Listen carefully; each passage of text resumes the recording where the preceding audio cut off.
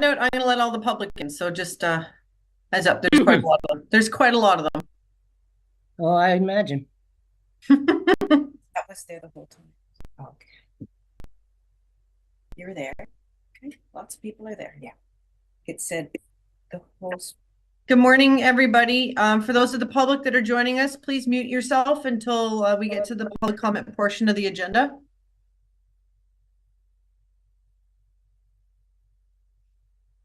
This is an experiment. Are you going to have them there or?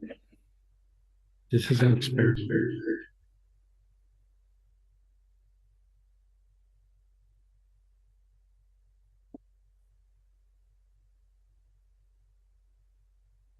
Good morning. Hello, hello. Are you moving them to the border? Sorry. You're going to be right there. Yeah. Can you just ask Allison if she can hear? Allison, can you hear me? Yeah, I can hear you, Jim. I can hear you. So that's the way we're going to have to do this. Okay. What do you want me to do? Is just use that to speak. For the whole Yeah. session? Okay. Yeah. All right. Just use that to turn off and on to speak. Well, I won't need to turn it off, will I?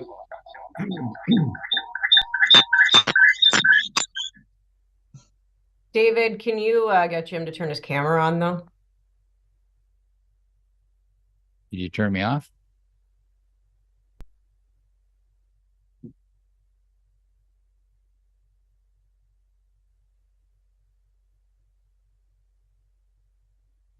All right. Okay, I'm in this now. Okay, we all set? Allison, we ready to go? I believe we are. Member Brennan will be joining us shortly. He's just on his way in due to technical issues. Okay, thanks. Well, let's begin with identifying. I'm Jim McIntyre. It's January the 17th. I am the chair for the Planning and Development Committee this term. I'd like to start off with welcoming and good morning to everyone. There will be a total of one public information meeting regarding proposed development applications in accordance with the Planning Act. I am pleased to advise that this is being broadcast live on the township's YouTube channel, where a record of this meeting will be available. Notice of the meeting was sent out by first-class mail to all property owners within 120 meters or 400 feet of the subject properties. Signage was also posted on the subject properties to provide information about the applications. All of this was in conformance with the Planning Act for a statutory public meeting. The purpose of the meeting is to inform and provide the public and the Planning and Development Committee with an opportunity to ask questions or express views with respect to the proposals. The format for the public information meeting will be as follows. 1, the applicant's agent will generally explain the purpose and effect of the applications. 2, the township staff can provide further information and clarify any statements of the applicant and or their agent. Next, the public will be permitted to ask questions and express views on the proposal. Then the public portion of the meeting will be closed. And lastly, members of the committee will be given the opportunity to ask questions for clarification on the proposal and provide comments. At the conclusion of the meeting, the applicant, their agent, and if required, township staff will be given the opportunity to read questions and comments received. No decision will be made today at the public information meeting on the proposed subdivision and associated zoning bylaw amendments and applications. Following this meeting, the information obtained, including questions and comments submitted by members of the public and committee, will assist the county, township, and applicant's team to determine next steps. Once the township and the county are satisfied with the information provided by the applicant and their consultants, an additional statutory public meeting will be scheduled. The township is the approval authority for the proposed zoning bylaw amendment, for which the committee may recommend bylaws to be considered by council or ask additional information prior to council's consideration. In the future, the County of Simcoe, who is the current approval authority for draft plan of subdivision and or the Township Council, decide in favor of the applications by adopting recommendations for the committee. Members of the public who have provided oral or written submissions but disagree with the decisions may be entitled to appeal the decision to the Ontario Land Tribunal, the OLT, under the Planning Act.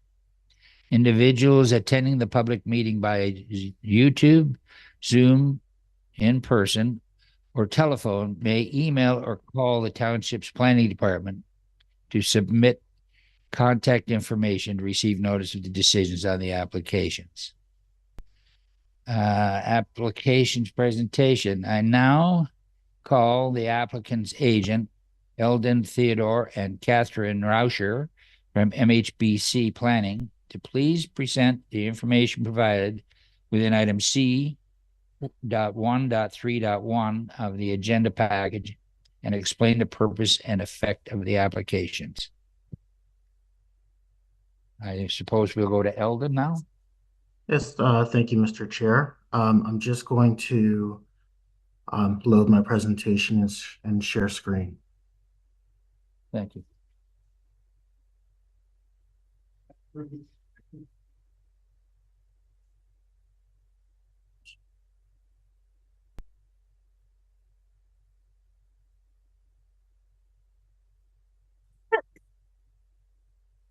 Can everyone see the presentation?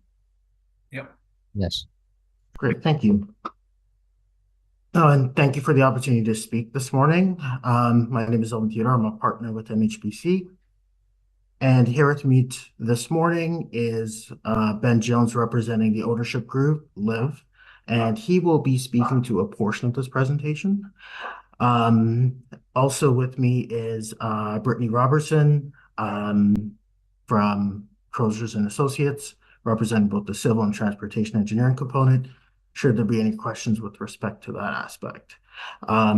Also here, and really just in the background, is Catherine Rauscher, part of MHBC, associate in my office. We had a previous public information meeting in April of 2022. We're coming up to 2 years. A lot has changed, a lot of progress has happened. So we wanted to update both council and the public on the progress to date. But first, what I'm going to do is I'm going to turn it over to Ben Jones, who's going to provide just an overview of LIV communities for the benefit of those who have not seen this presentation before. Thank you, Eldon. As Eldon mentioned, it's been almost 2 years since this application first came before the public, and I recognize that a lot has changed in that time, maybe new people in the area, and so I wanted to take an opportunity just to introduce LIV, who we are, what we do, what we stand for, to give a little background on this project and our vision for it. So Eldon will cover a lot of the technical detail with respect to the presentation, but I really just have the opportunity for some background up front here. Next slide, please, Eldon. So LIV was founded as Landmark Homes over 45 years ago, really focusing on custom home building. It's a family company, and the family has been working in the home building business for all of this time. But over the last 4 decades, Landmark's shifted focus from not only building homes, but also looking at full communities. And to clarify, this is not just building communities. That's a big part of what we do is we, in any projects that we work on, we work to establish not just new homes, but new communities for many of the people who are moving to Ontario or as our population grows. On top of that, it's also building in communities, ensuring that what we build, what we develop, works in its local context and supports the established area that we're building in. LIV has been building across Ontario in municipalities of varying size and geography. You see many of them up here, and you'll notice that the township of Severn is on this list as well. We've been building in the township for a little while now, and this project is a big part of our commitment to continuing our work in this community, ensuring that we're continuing to add to this community over the longer term. Next slide, please, Eldon. Well, for this particular project, we saw an opportunity not just for a few homes, but a large master planned community. We recognize that the West Shore settlement area is a growing area. The township's official plan directs a lot of growth to this area, balancing a lot of the more rural areas within the municipality. And so we saw an opportunity here with a large tract of land that is designated for development purposes to be able to plan out over a longer period of time a community that will work within West Shore.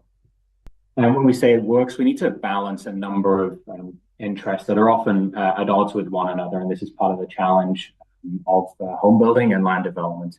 We have to balance the quality of the homes that we build together with the cost of the homes that we build. We have to make sure that we build something that people want, but also that people can afford. We also have to balance the environment, whether that's the natural environment, the social environment, the economic environment of the communities that we're building in. And so a lot of the work that we've been doing over the past couple of years with our consulting team and with the township team and the consultants supporting the township as well is working to balance all of these various interests. This particular community gives us an opportunity to provide some key pedestrian connections locally. We get to leverage proximity to Highway 11, then to provide access from the site and all the residents that will be living there to needed amenities, services in the wider community. Also allows us to contribute to West Shore as a complete community. We'll be bringing additional residents to this area. Those residents will be able to support many of the commercial offerings, the businesses that are in the area, and also providing potentially a school to the site as well. So really rounding out a lot of the elements that a complete community requires, and we feel will benefit West Shore and the township at large in the long term. And a big part of this as well is we want to help new residents realize their dream. Severn is a beautiful spot. There's a reason why people want to live in the township. It's a unique place, and a lot of people aspire to living there. So we want to be able to help people realize that dream. Well, our plan, our hope in working with the township and the other approval authorities involved in this project is to start construction, like major site works, in 2025, and potentially be occupying the first phase of homes by 2026 or possibly 2027. Now that work's going to be ongoing for a few years, which speaks to the next slide. We can put that up, please, Eldon.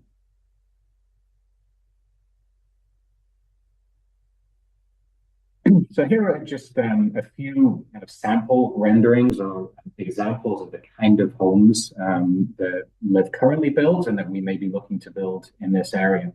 The first phase of this subdivision, and Eldon's going to touch on this a little bit more later, we've outlined a range of housing types that we'll be building here.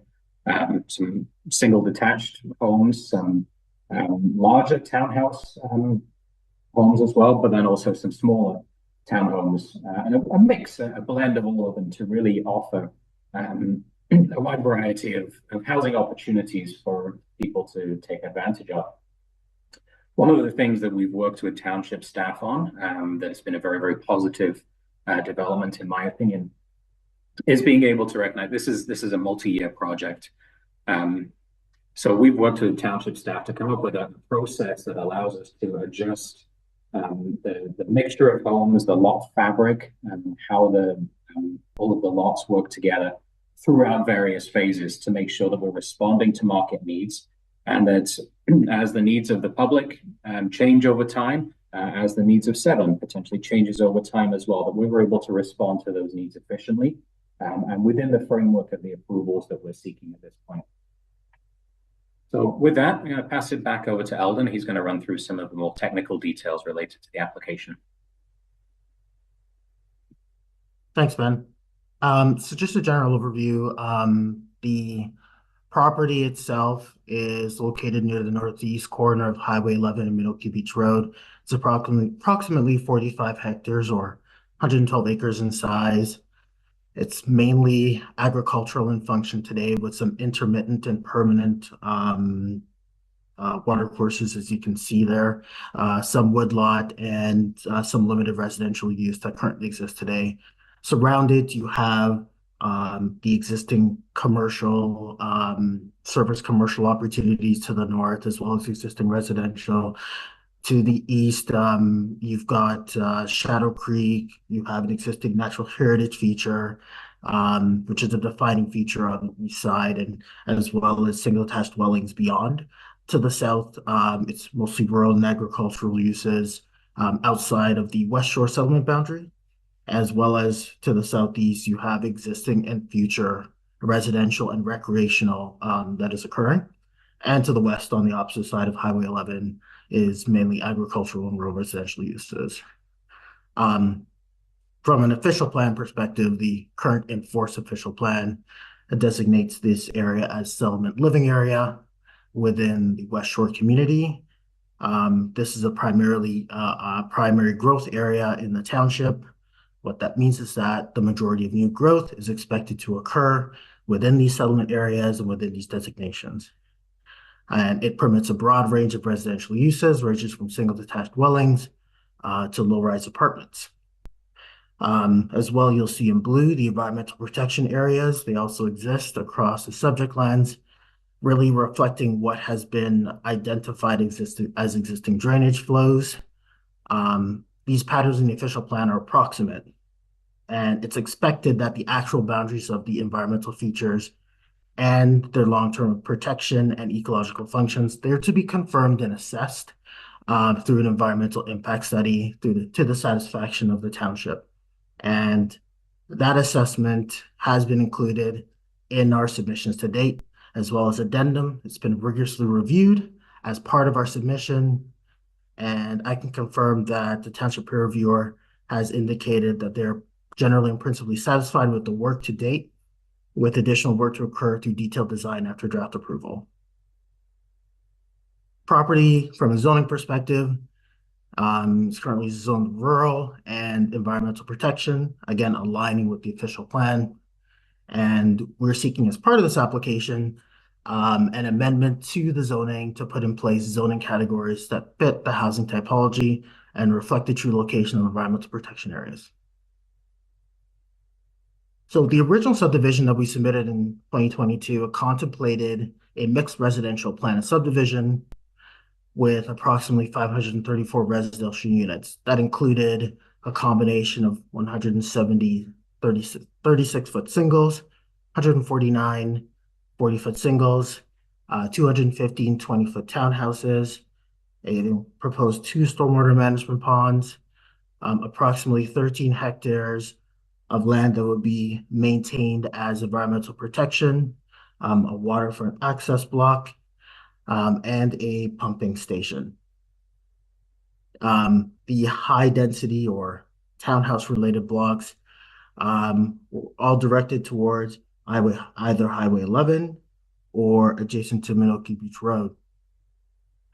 And crossing of the natural heritage feature is limited to really 2 locations to ensure connectivity within the subdivision. Eldon, are you taking questions from the staff and the council? No? I believe questions are usually taken at the end, not during the presentation. I'm sorry, it's not a question. It's the fact that, can you not expand those maps so people can see them better for the presentation? I can expand those maps. I don't know, to be honest with you. It's just very hard, I think, for people to see. Sorry. I can affirm that the digital version of this presentation is available and it is high resolution, so anyone can zoom into the plan if they need to. As well as copies of this plan of subdivision available on the county's website that it can be easily downloaded, so it is clear as well. But it's a massive subdivision. So perhaps after the presentation, if there are questions of council of specific areas they want to look at, or the public, I'm happy to zoom into those as part of the presentation. I'll carry on. So with the modified version of the subdivision, which has evolved over 4 resubmissions, the structure of the plan is generally the same. However, the number of notable changes we've identified in terms of a unit approach, it's been broadened where we've identified the first phase as a defined area, which is east of the large, if you can see my mouse. The first phase identifies actual lots and blocks that are contemplated, and future phases provide lotless blocks. And what that does is it provides flexibility to respond to a rapidly changing market as the subdivision builds out over time. Where we originally had 534 residential units, that now provides for a more flexible range between 424 to 587, depending on where the market lands and the unit typology that makes the most sense at that time. And so what we have within the first phase is 122 singles and 79 townhouses, with the subsequent phases providing a broader range. The second is that we've coordinated with the school board to provide a portion of the property reserved for a potential school site that would be central to and in the center of phase 1. What that allows for is, and should that school site proceed forward, you'd see the number of units reduced, but you'd have the benefit of the school serving the entirety of the West Shore community and beyond. And the school board has indicated that they are satisfied with that site and the location of the school block. And they have their own process to follow in terms of acquisition, funding, and construction of the school. That's on their timeline. Similarly, from a vehicular perspective, the plan proposed introduces what is a modified grid network that provides for connectivity throughout the plan, and provides access from Menoke Beach Road. It also provides for, at the north end, a public open space block that allows for active transportation connections to the commercial uses to the north, but that also protects for future public road access and extension should this become a feasible option in the future. And this transportation design has been supported by a transportation impact study and subsequent addendums that have been submitted to the township, county, and to Ministry of Transportation. Similarly, we have a parallel system of sidewalks throughout the plan that's shown in the dark green, and a pedestrian network that intersects a trail network that's contemplated in the light green, providing options for both formal and natural walking experiences through the plan. And that's reinforced through the active transportation network as contemplated by the township's official plan. As seen here and identified in red, this is the core trail network that's contemplated to connect both from Menoke Beach Road to the commercial uses to the north. The kind of pink magenta identifies where the natural trail component is, and the blue identifies where a more formal trail connection through the actual subdivision would occur, and also showing opportunities where trails can be expanded through future observations down the road. And the proposal will include a landscaping and a restoration of the buffers and edges of the natural heritage areas adjacent to development lots, ensuring a robust natural heritage system is maintained on and off-site. This shows how the approach will occur as it relates to the first phase. And detailed design, once the subdivision is draft approved, will determine the final locations of both protection and restoration efforts. And the plan also includes amenity and play spaces, as shown on, as you can see, the left, within open space areas central to the community for children to play and to anchor potential trail networks. And as you can see here, the stormwater management pond will also play a contributing role in connecting communities, providing for recreational escape, connecting to the waterfront, and detailed design, again, once the subdivision draft approved, will determine final programming and final details to ensure functionality and safety. The subdivision design was developed after environmental features were assessed and considered. This plan illustrates the terrestrial features such as floodplains, wetlands, and associated buffers, as well as significant trees and vegetation communities that are intended to be protected. And similarly, we've also considered fish habitat, ensuring that the proposed development maintains appropriate water quality for existing aquatic habitat to thrive. We've also proposed that all water and wastewater occur through a municipal service connection connecting to the existing system in West Shore, which has been assessed by our submitted functional servicing reports.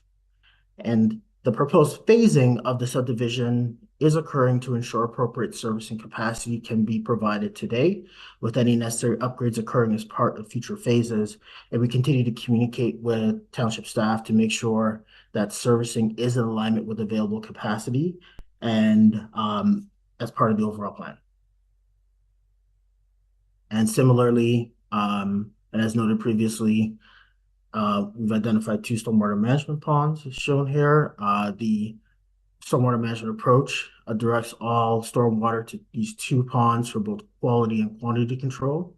And they're designed to support the health of the adjacent wetlands as well as water courses. And finally, the proposal will rezone the property to a combination of environmental protection, residential R1 zone for single detached dwellings, multiple residential for townhouse dwellings, and it would also include a number of specific provisions that deal with lot area, frontage, coverage, setback, and heights, all encompassing what would be needed to achieve minimum densities that meet county and township planned growth objectives within a settlement area with full municipal services.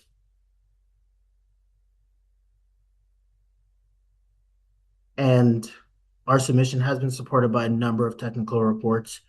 That includes, as mentioned previously, functional servicing, but also hydrogeological assessment, environmental impact study, a geotechnical investigation, market and commercial need study.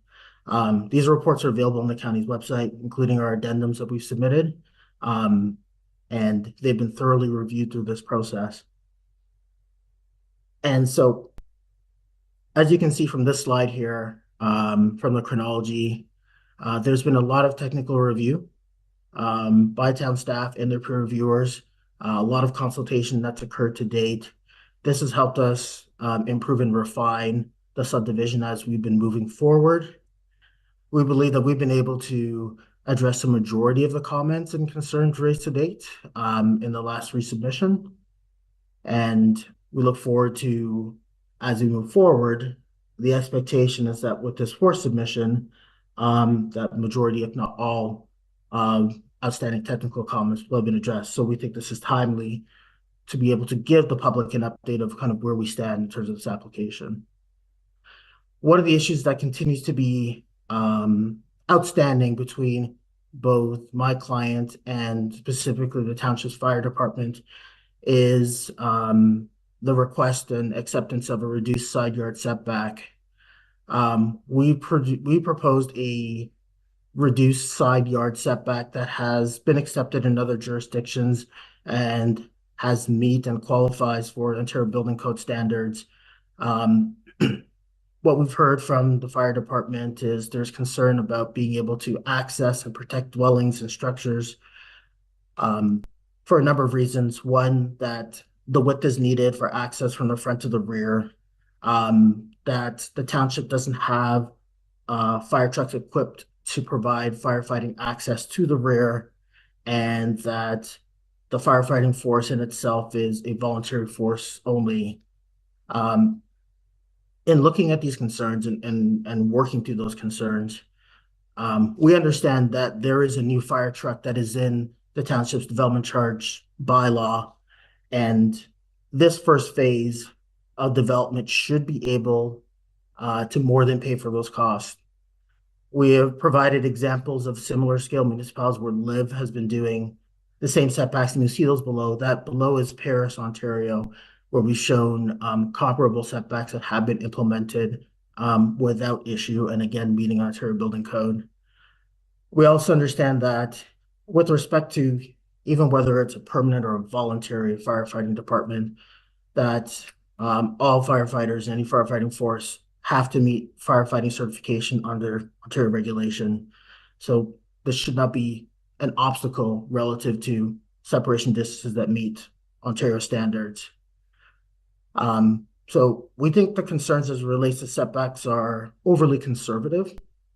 The township's fire protection should be preparing to respond to this current need, this housing crisis, and the objectives for intensification, including developments like this that accommodate new growth as per provincial targets and mandates. Following the current setbacks will result in a loss of units, and that will have a direct impact on housing affordability. So what we're hoping as we move forward on this is support for a reduced setback to achieve growth objectives. And we're asking council to help in encouraging a solution that supports current residential practices that happen in other jurisdictions. And that's the summary of our presentation, and happy to answer any specific questions of the council and the public. Happy to zoom into any portions of the presentation that council would like me to. Is there anything further from Mr. Jones?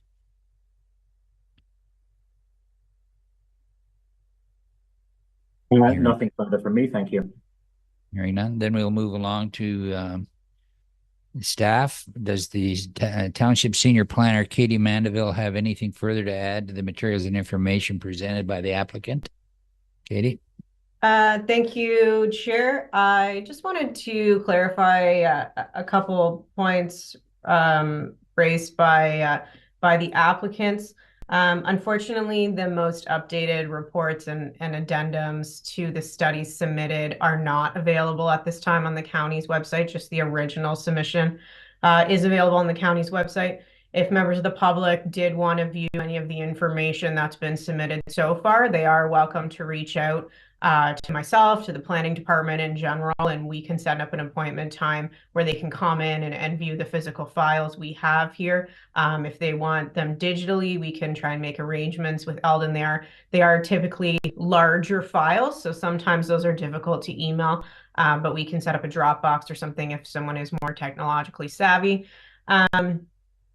And I think the other item I just wanted to briefly touch on is that the side yard setback is an ongoing issue for us, and it was also a concern echoed by our building division in terms of a building code issue and snow storage as well. And the planning department, as you'll see within the staff report that's attached to the agenda, we have not done a thorough analysis of this application. So I just wanted to make it clear that although we have come a long way in terms of various factors on the subdivision, we have not made a recommendation to council to date, and staff have not provided their own planning analysis on the provincial, county, and township land use planning documents and how this proposal meets or conforms to any of those documents. So I just wanted to put that out there, and of course, along with all the applicants, consultants, township staff are also available to try and assist and answer questions on this process so far.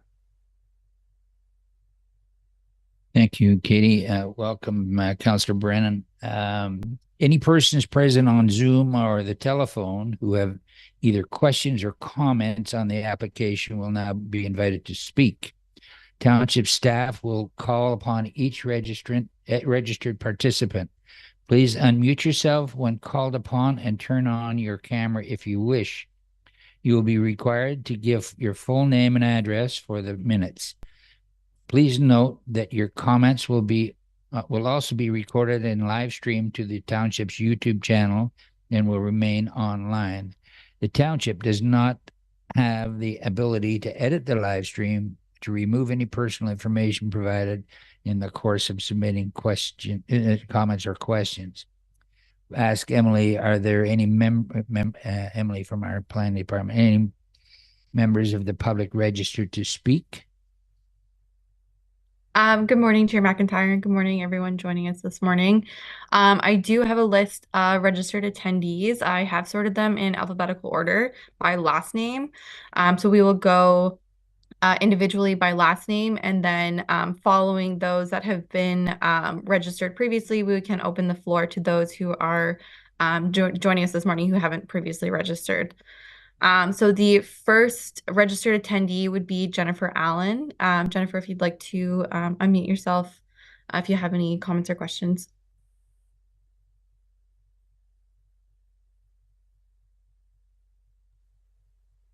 Just give a second here, just in case. Not seeing anyone turning on their camera or microphone, so we can move on to the next.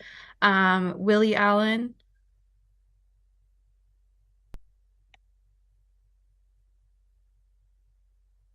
The next person, it would be Ellen Greif.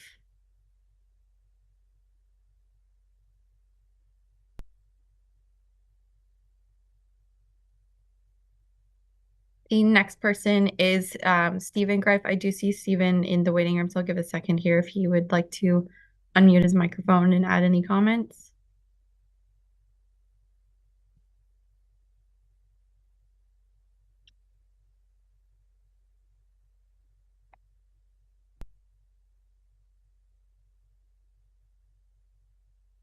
Okay, we'll go to the next one. That would be Laura Holtby. Yes, I would like to speak, please. Go ahead. Good morning, and thanks for the opportunity. I think one of the questions that wasn't addressed that I wanted to hear more about was how is the water access area actually going to be developed? For what purpose? What types of activities, I suppose, will be allowed in that area? It is a very shallow area, so I'm wondering how environmental protection can actually occur when this area is developed, because it's on the side, or I guess right at the peak of the two different sides of the canal, the one natural side where all the wildlife is, and then the deeper side. So I really want to understand what is in the proposal about the development of this area. Mr. Theodore. Hi, Laura. Thanks for the question, and to you, Mr. Chair. With respect to the water access area, while the program hasn't been finalized, the intent is for it to be kind of a low impact area where there could be, simply like a low level beach, or a potential for a canoe launch. But all of that is intended to be designed within the framework of the environmental work that we're doing today. So it's a limited access in comparison to the frontage and that the subdivision has along the balance of Shadow Creek and the balance of other waterways that extend from Shadow Creek. The area has been focused and limited so that the balance of the area continues to be protected. And it's with recognition that while one side of Shadow Creek is natural, understanding is that Shadow Creek is dredged. So the elements of natural protection, it becomes hard to, at one hand, say that this is a protected feature when it itself has a recreational function. So that's something that that we're considering as part of the balance. The intention is, again, is to limit the level of access and to preserve the majority of any relationship to both that creek and any other features in the area. So it'll be done sensitively through that design. Okay, thank you for explaining further. Again, my concern is with potential of 2,000 plus people potentially having access to that area. Yeah, the shallowness of it really only does allow at this point on the one side, and then down further towards me, canoes or kayaks is really they're really the only craft that can navigate in that area right now because of the shallowness of the area. And I just wonder, if a beach, so, some kind of dredging or something will have to occur in order to create that feature. And also just how will it be monitored, I suppose. And I don't imagine it could be. So I just imagine the potential for a lot of use in that area and monitoring. And I agree with you that, there's already, of course, traffic and bigger boats on the dredge side for sure, and some towards the end of the natural side as well, mainly pontoons because, again, of the shallowness of the area. But I think respectfully, most people that use the natural side of the canal are in canoes and kayaks because they are there to observe the natural features and enjoy and not disrupt. Question, Member Paquette. It isn't council's turn to speak, but to Eldon, can you show us what Ms. Holtby is talking about? Because my understanding is that canal is a private canal owned by the people that are abutting it. And I may need some clarity from our planning staff. So if that is the case, are the new homes and the residents that are going to be occupying those new homes even allowed access to that canal? Mr. Theodore.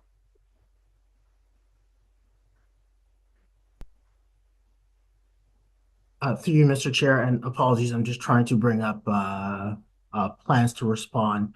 So to the question of ownership, our teams, surveyors and legal staff have investigated it, and our conclusion is that that creek is owned by Crown Land. So that's what we've been able to determine, that it is not, it is effectively a waterway. It is not owned by any specific entity. So if you will allow me, I'm just going to bring up the plan itself from the presentation.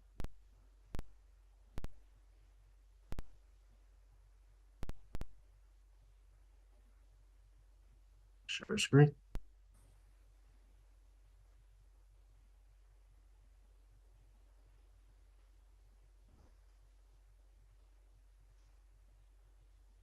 Everyone can see my screen.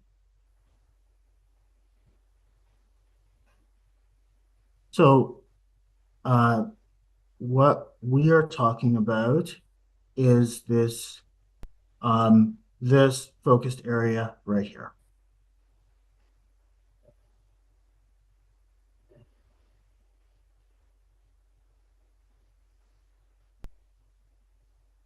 Block 57, waterfront access. I'm happy to keep this plan up if it assists with the discussion.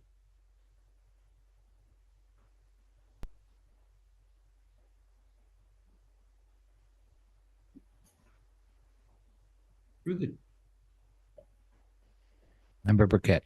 Thank you. Through the chair. Eldon, I'm just, if we can somehow show where this canal is, like it's not a very good map. Have you got a better map to show? Just so that everyone's on the same page, because so the canal is right here and effectively follows the boundary along the red boundary. But it should go in a horseshoe. It's in a horseshoe shape, is it not? It is. This is the top end of the horseshoe. So it continues this way and continues along this way. So if you were to look at it from this perspective, here's the horseshoe, and it directly abuts this line, and then it continues on back to Lake Couchiching. So the waterfront access is right here.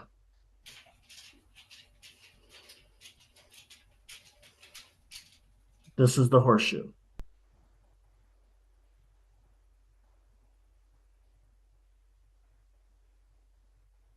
Ms. Holtby, anything else? Oh, thank you. I guess the only other thing I wanted to ask was, is there no potential to have community beach access, say off Amigo Road, for some of the residents out of that community? The same kind of idea that we have here at West Shore, where there are multiple beach access locations for the residents, where we pay, a nominal yearly community fee to access our own private beach area. I just think that disturbing the canal versus, having open access to the lake, which is probably a lot more desirable when you're talking a beach area, when I'm thinking about what the canal area is like now. I just wondered if that was not a possibility or an opportunity that had been looked at. Through you, Mr. Chair, to respond to the question, we can only work with what's within the boundaries of our plan of subdivision.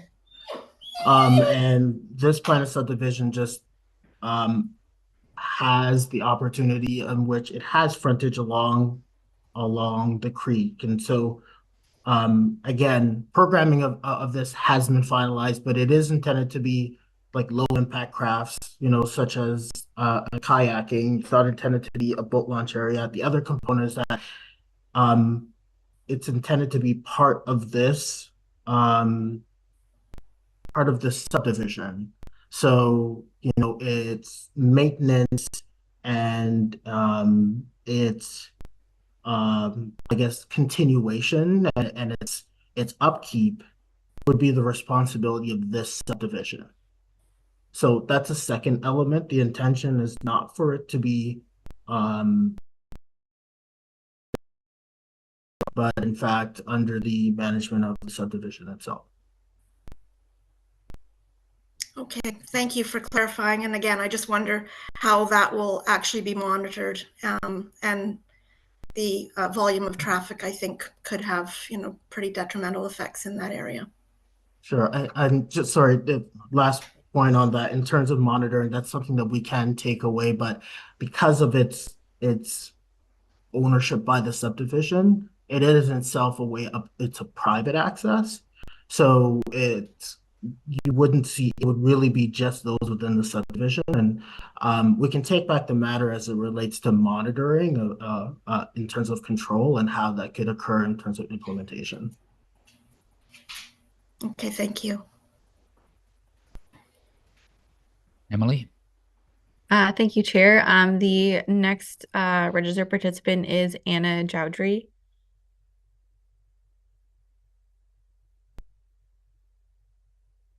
The next person who had registered was Igor Kerensvit.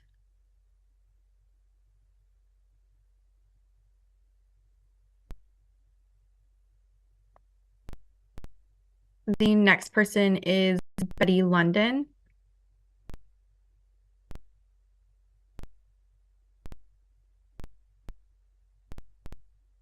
The next person is Danny Manis.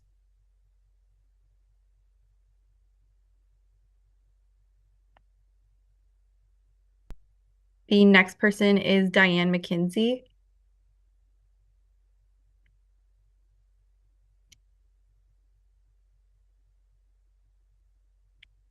The next person is William Orr. Hi, good morning. Can you hear me? Yep. Thank you. Great, thank you. I want to go back to Laura's comments, and I really want to support her. We actually live a couple doors down. Hi, Laura. I think you guys are over-promising and under-delivering in terms of what you think that waterfront is.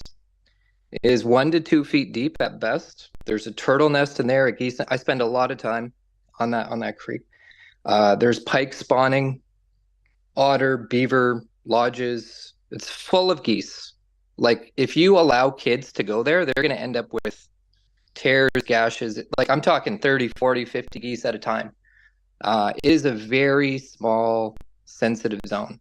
I really think you should reconsider what you're promising your investors when it comes to waterfront access. And my question that I have would be about the trees. Those trees, a lot of them are protected, a lot of them are rare. How far back from the trees are you planning to go along that waterfront? Thank you. Mr. Theodore? Am I muted here?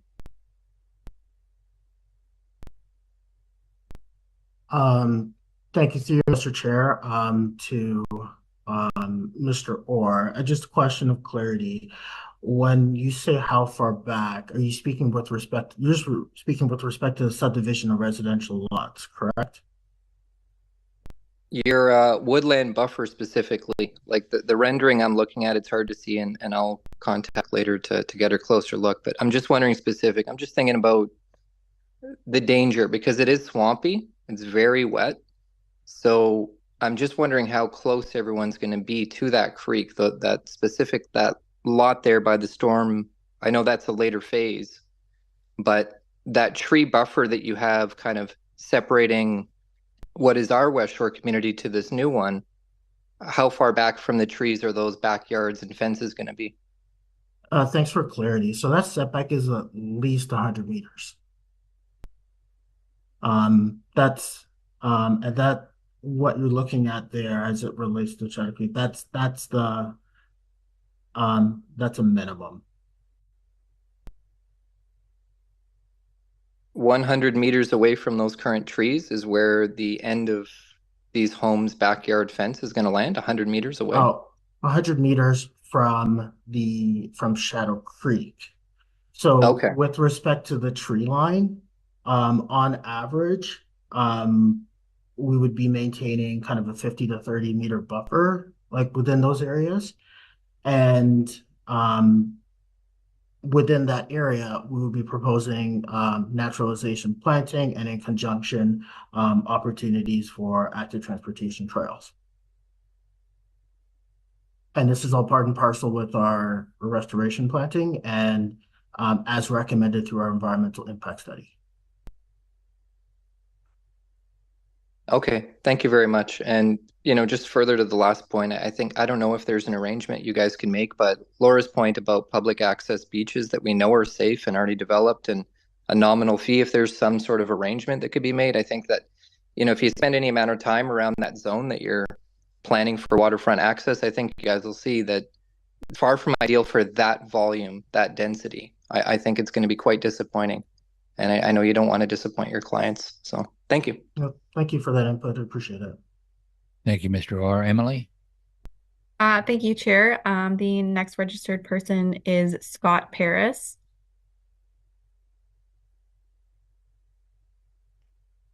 The next person is Paul Picknell.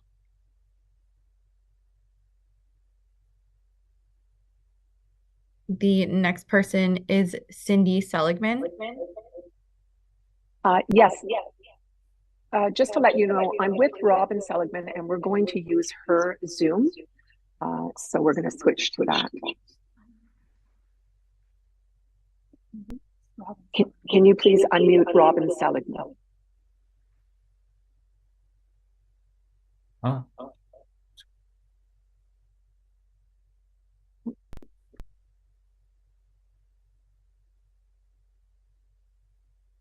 Can you hear us?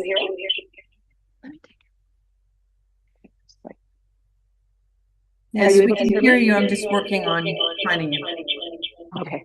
It's under Robin Seligman.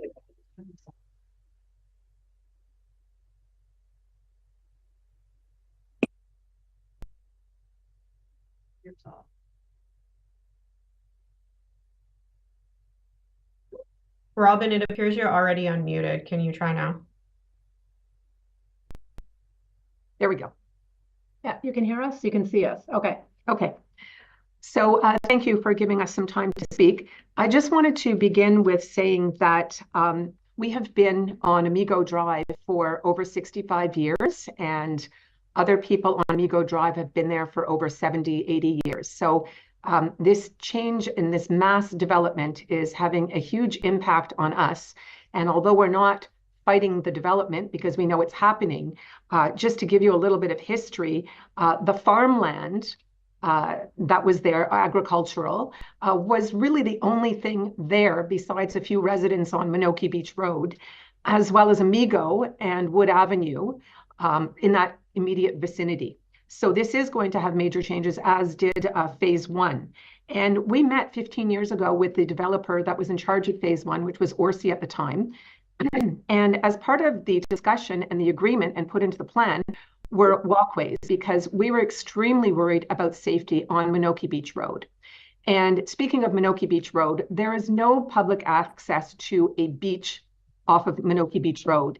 And we kindly, respectfully asked someone to change that name to Menoke Road, because when we're out there walking along Menoke Beach Road, we are approached by several drivers who are speeding down that roadway, asking where the beach is. And that increases the traffic flow there, which I think will only be increased further with this future development. So I did submit a document with our concerns, and I'm not going to read the document, but just to highlight a few things. The main concern for us is safety. At present, with the earlier developments in West Shore, we discussed these walkways, pathways, and nothing has happened over the 15-year period. The road itself, Menoke Beach Road, has no lighting, has no shoulders on the roads. It is an extremely unsafe road for increased traffic. And as it is, we have cars speeding down. I can't even tell you what speed limit because there are no speed limits on the road. There are no stop signs on the road. And at present, we have so many people speeding down that we're worried about the increased number of traffic flow on that road. And we have several residents that are adhering to the Transportation Master Plan, trying to participate in active living. So we're out there regularly walking or jogging or cycling, pushing kids around in baby carriages with vehicles traveling at very high speeds right past us. And we're literally having to jump either in the culverts or close to the culverts, which is very dangerous. So our main concern is safety for the area. We ask that this next stage of development also include walkways, pathways, but the infrastructure in general must be there before the development takes place. Because again, safety being the major concern, we are worried about a development carrying forward without our concerns being taken into consideration. So that's the main thing. You also mentioned that the first consultation took place on January 31st, 2022. And I know that legally notification has to be provided for residents within 120 meters of the development. Well, if you look at that phase of the development that's going to take place first, it is on former agricultural farmland. There are 4 houses on Menoke Beach Road next to it, and the rest of us are on Amigo Drive and Wood Avenue. And none of us were informed about this. And the issues that we're concerned with that we are raising today should have been raised in 2022, but we had no idea that these meetings were taking place. So we kindly ask that the planning department increase or enlarge the catchment area of West Shore so that all residents, whether they be full-time or seasonal residents, be included in any further notifications from Timberline down to Telford, since the development is going to impact all of us. I'm also going to ask that my sister Robin, I defer to her at this point. Thank you, and thank you, Cindy. And nice to see members of council. We've spoken to many of them over the years. Again, with all due respect to Liv, the houses look lovely that you're building. But let's call a spade a spade. This is about money. This is about profit, and balancing profit and a change in development with the current residents and future residents. We have serious concern with respect to, again, safety, Cindy mentioned.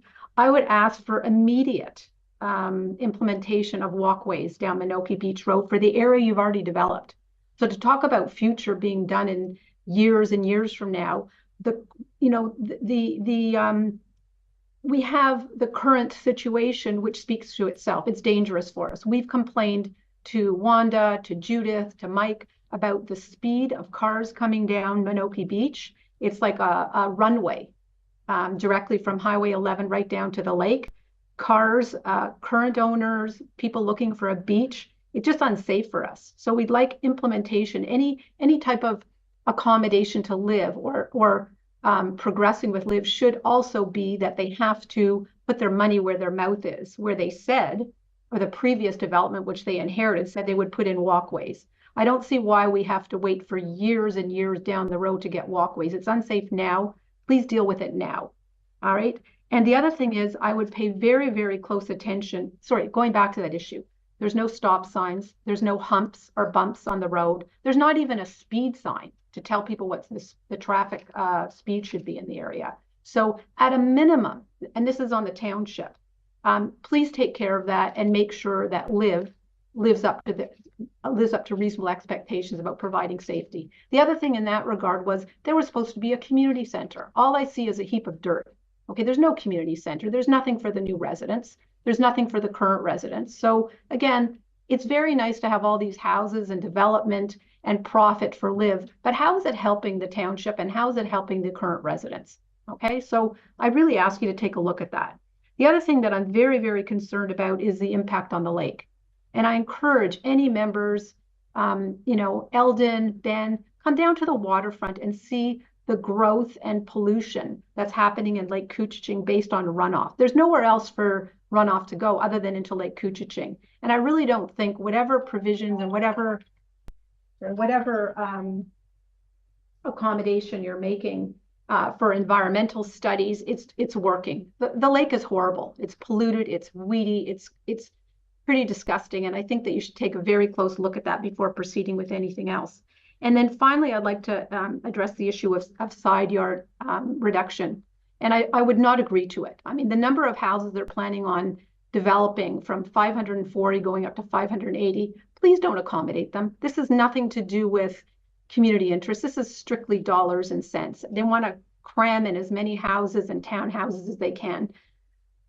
Township people, council, you are very smart people, very concerned about the impact on the community. Please take the community interest into consideration. Live is going to come and go. We're going to be there long term. So are you. You're all residents of the neighborhood. This is a massive scale development, which Eldon had mentioned. The township has never seen anything like this before. Don't rubber stamp it. Go out to your colleagues, go to other areas where Live has developed and other developments have taken place on a lake, in a residential and cottage community, and see the impacts, learn from their mistakes. So, it's very nice to throw in all these studies like traffic studies, environmental studies. I don't care what study you're going to give us, just stand on Menoke Beach Road and see that these studies aren't telling the reality and the truth. We all know that. So please be very, very careful with rubber stamping. Do a rigorous review. Please keep us involved. I support what Cindy says, even though letter of the law is 120 meters, it's not the spirit of the law. Please make sure that all relevant people are informed and educated and participate in this process because it does have long-term impact. So thank you. Those are my comments.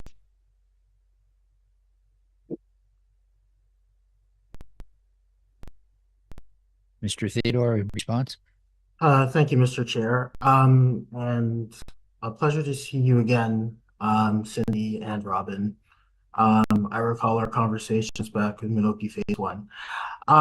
What I wanted to clarify, and just to make it really clear to all participants in the meeting, is that Menoke Beach Road Phase 1 was an Orsi development. He also had owned Phase 2 and Shadow Creek, which was a third phase. Phase 1 is not associated with Live Communities, nor is Phase 2. Phase 2 is a Bosani development application, so it's not connected to this application. With respect to the questions as it relates to safety along Menoke Beach Road, I think that's a global conversation with township staff, township transportation staff, and what elements can occur that assist with the current issues that are being experienced. There's a lot of implementation measures that help to assist with things like speeding, such as putting up speed signs, such as using the solar speed limit identify that you're driving too fast. Road humps is a decision by the township to determine whether that's even feasible. I know when you introduce road humps, it also reduces emergency services time responses. So that's a decision for the township, but as part of this application, as part of any other application along Menoke Beach Road, there would likely be input as it relates to the transportation submission that we made. And if there are recommendations flowing out of those concerns that are observed as issues that need to be resolved, these applications would contribute as deemed appropriate by technical staff. With respect to the concern as it related to sidewalks along Menoke Beach Road, I can confidently tell you that phase one dedicated the 3-meter road widening that was intended to provide for the active transportation trail. The phase two that is currently going through the approval process also identifies the 3-meter widening for the trail. The construction of those items, I think that's a takeaway point in terms of timing.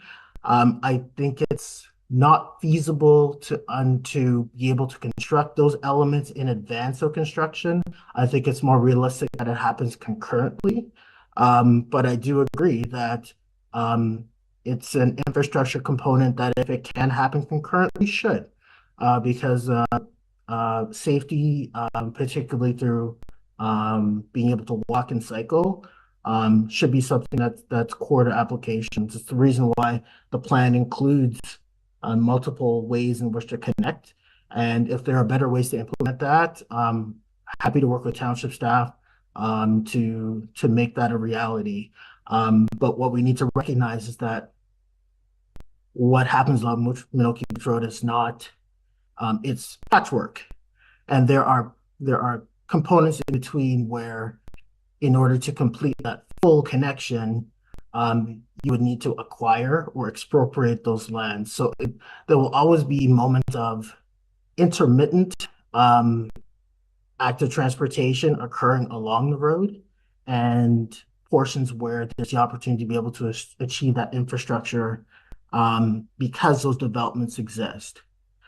The concerns around the impact on the lake and the existing situation, as it stands for this subdivision, it has not constructed yet. So as it relates to what happens here or as it relates to any other application that hasn't begun, what may be occurring on the lake would not be the result of this application. And I appreciate your concern that no matter what we do, it'll have an impact on the lake. That's not my expertise. I'm going to defer that to the experts in the review from an environmental perspective. And if there's a level of comfort on both the township and the peer reviewers and our consultants, I can only rely on their expertise. With respect to other developments that LIV has done and it relates to the side yard setbacks, I think my client would encourage you to take a look at those communities because I've seen them as well, and I know that they're really great and they're well built and they're great homes. So if there are any other questions that I didn't respond to with respect to the issues that were raised, happy to respond to those. If I can just reply, I'd like to, and that is before we go back to the Seligman sisters, we'd like to hear from Brittany Robertson. She had her hand up. Thank you very much. My name is Brittany Robertson, and I'm the engineering consultant with Crozier and Associates, and we were responsible for the servicing, stormwater management, and transportation engineering associated with this application. And I do have some positive takeaways that reflect your comments. The first is that we are proposing a 4-way stop sign to be implemented at the intersection of where our future access on Menoke Beach Road will be opposite Artria Drive. So that will provide traffic calming in a substantial way. With that, we are also proposing urbanizing the frontage, including sidewalks along the property that is owned by this developer as part of this first phase. That will be connected to a series of trails within the subdivision and, of course, plans for future expansion to accommodate the active transportation requests that you've highlighted. The other thing I just wanted to mention to you about the stormwater management and the runoff comments is we actually have made some significant improvements to the stormwater management strategy from what you would be seeing from this property today. So farm fields do generate runoff, and typically because of pesticides or fertilizers used in farming, you see a high nutrient runoff. So for small systems like the one we're talking about here, you would see that generating a lot of phosphorus and nitrogen and things like that that do have impacts on the existing watercourses. Our proposed stormwater management strategy will not only provide quality control to ensure you don't have quantity control, pardon me, to make sure that you don't have additional runoff into the watercourses, but we will be treating all of the runoff as well, which will result in a substantial improvement from the quality of that water that's running there today, just because of the change of use and the additional treatment that we'll be providing. Both stormwater management facilities on this site are also significantly oversized from what we need to do to meet the bare minimum treatment. And this will allow us to integrate things like wetland shelves, which will allow us to build additional buffers on the existing wetlands and properly treat that water with other conditions in mind, like thermal mitigation of the release of that water into the creek. So I think as a result of those changes over time, you will actually see a significant improvement to what's there today. You will not see the opposite of that as may be expected. And so I just wanted to highlight those things that are part of the proposal in a reflection of the very significant concerns that you've identified. Thank you, Brittany, and we'd love to, hear from you and maybe speak directly on the issue. I'm just wondering when Eldon said that going forward, some of these issues will be taken into consideration. I'm not sure. I thought LIV was developing the current plan just on the other side that's already taken place, where there's supposed to be a community center. There are these water centers or storms, and I'm wondering, and there's no walkways. I'm just wondering, since LIV is developing that area, even though they took it over from Orsi committed to pathways. We're not even talking about expensive sidewalks. We're talking about walkways. I'm wondering if part of this development, you get LIV to actually do what Orsi said and they inherited they would do, is put in proper walkways or paths for us to walk on, and also deal with the stormwater, because you again, I welcome you to come down to the lake and see the pollution and the phosphorus and the weeds and the grossness that's happening right at the lake, because there's very limited runoff spots, and you can just go there, and one of them happens to be on property that I own, and you're more than welcome to have access to that anytime you like, just to see the impact that these developments are having actually on the lake. So I ask that going forward, since we already know retrospectively what's happened, please have them commit to fix what they're already doing as part of this. I don't know how that can be done legally, but I'm sure it can. But I do appreciate, Brittany, your comments and welcome any changes.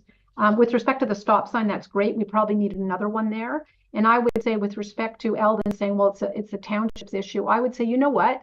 It's really your issue, because if you're so concerned about safety, which we know the increased volume of traffic is greatly reducing safety for the current residents and future residents, then I'd say pay for it. It shouldn't be, the township doesn't have a lot of money. We hear that all the time. Let the development pay for whatever they need to make sure the roads are safe for us. Yeah. Thank you. And just to tag on to that, with phase 1 and 2 that Eldon mentioned, that was previously done and there are no sidewalks. I asked the council how we approach this. If it's not LIV taking it over, who is taking this over? Because you can't just have pathways or walkways where the new phase is going to be. It has to be all the way down Menoke Beach Road. So I just would like to hear from the council on that. Ms. Robertson, do you want to respond? I am only active on the proposed application that is in front of us today. I'm not active on any of those other parcels, so I certainly can't speak to what's been done in the past. But I certainly would be happy to work with the homeowners on this application and see how we can connect those trails through in a logical manner. Obviously, Ben Jones from LIV has his hand up, and he may be able to add some insight to the other properties that I'm not as familiar with. Mr. Jones. Thank you, Mr. Chair. I just wanted to clarify. So a lot of residents, you will see LIV homes under construction in what we're calling Menoke Phase 1. That's not a property that Liv had developed. We're just building homes in that area. So our scope of work is quite different from what we're seeing on this particular application. So the application that we're considering today, Liv is the owner of the entire property, and we're going to be responsible for all of the servicing. The earthworks on the site, the servicing of the roads, the underground services, and then the eventual construction of the homes. For Menoke Phase 1, as we call it, the existing homes that you see under construction, our scope of work is just building the homes. The roads, the services, the responsibility of another developer that Eldon has mentioned already. Menoke Phase 2, not something that Liv is involved in. So we do have a bit of, as Eldon mentioned, a bit of a patchwork of developments taking place down Menoke Beach Road. What I'm taking away from this, and that I'm appreciating being raised by the various parties here, is the importance on a comprehensive look at these properties, because a lot of the issues being raised need to be looked at in a comprehensive manner. I think for the site that we're looking at, for the Shadow Creek development that Liv actually owns and that we're responsible for the entirety of the development on, we have an opportunity to do this right. And to look at the development in a comprehensive manner, ensure that any impacts on Menoke Beach Road from a traffic perspective are considered, and the traffic is mitigated in accordance with the traffic impact studies and the recommendations of the experts on that front. That the trail systems are thoughtfully designed and implemented in conjunction with township staff. I know that they're very keen on getting those in. So where we do have responsibility, and essentially I will say the projects that are under our purview, we take this feedback very seriously, and I appreciate it being raised. There are areas that we're not able to get involved on the sidewalks in the first phase of Menoke, and then also in the second phase, kind of close to where the recreation center is planned to be. Those are not Liv development projects. So then it's difficult for us to solve those problems, but I appreciate you raising them, and definitely takeaways that we can use as we. Thank you very much. Yes, I thought I might chime in a little bit about the various intermediate sections of land along Menoke Beach Road that are not directly adjacent or incumbent to a development file. So there's 3 primary sites along this application being one of 3. And so the township does have a transportation master plan that ties in the remaining components. It is a holistic view to see that Menoke Beach Road does and certainly will more act like a collector roadway. There will be increased traffic on these roadways and increased demand for interconnectivity from a pedestrian perspective. We do have the West Shore Recreation Facility already located on that strip of land, slated for future growth and future development. So that'll all be tied back into the transportation master plan. Those projects are identified both in our transportation master plan as well as our development charge. How it works is a lot of the not directly associated with a development file projects, they go through a development charge style project execution where the township will actually build those roads and upgrade those roads to include active transportation feature, a collector road cross section, that sort of thing, and a portion of the cost will be recovered through development charge. So I hope that sheds a little light on how there's 3, various site-bound active transportation and connectivity plans, but then the greater connection at large there, Menoke Beach Road being the collector roadway, is in part done by the township through development charge. Thank you. I think we'll go to Mr. Theodore again, and we'll come back to Cindy and Robin after his comments. I just wanted to clarify, and I appreciate Mr. Burke's clarification on Menoke Beach Road and improvements. And I did want to clarify that I did not suggest that it was the township's responsibility alone. And I think the way in which Mr. Burke articulated how this would be achieved was what I was hoping to clarify. So thank you. Thank you. And I appreciate, Ben, that this is, I guess you inherited, not even inherit, I guess. I didn't understand the difference in your responsibilities versus the development in part one. So the question again is, maybe I missed it, who is responsible for putting in those walkways? That you can answer after Mr. Burke or Mr. Theodore. Who should, the township or us be going after to put in those walkways? Because Mr. Burke is looking forward, there will be more traffic, but the reality is there is more traffic now. There's a lot more residents, and we've been asking for those walkways for, I think, 15 years. So, I mean, how patient do we have to be before, and how much notice do you need? We've told you multiple times at multiple levels to every single council member that it's dangerous on Menoke Beach Road. There's not even a stop sign. There's not even traffic control or speed limits. What has to happen for the township to actually do something about this and go after the original people that committed to putting in walkways, get them to do it now? There should be a way for the township to enforce what was agreed to. So that's a big concern for us, and continues to be. So.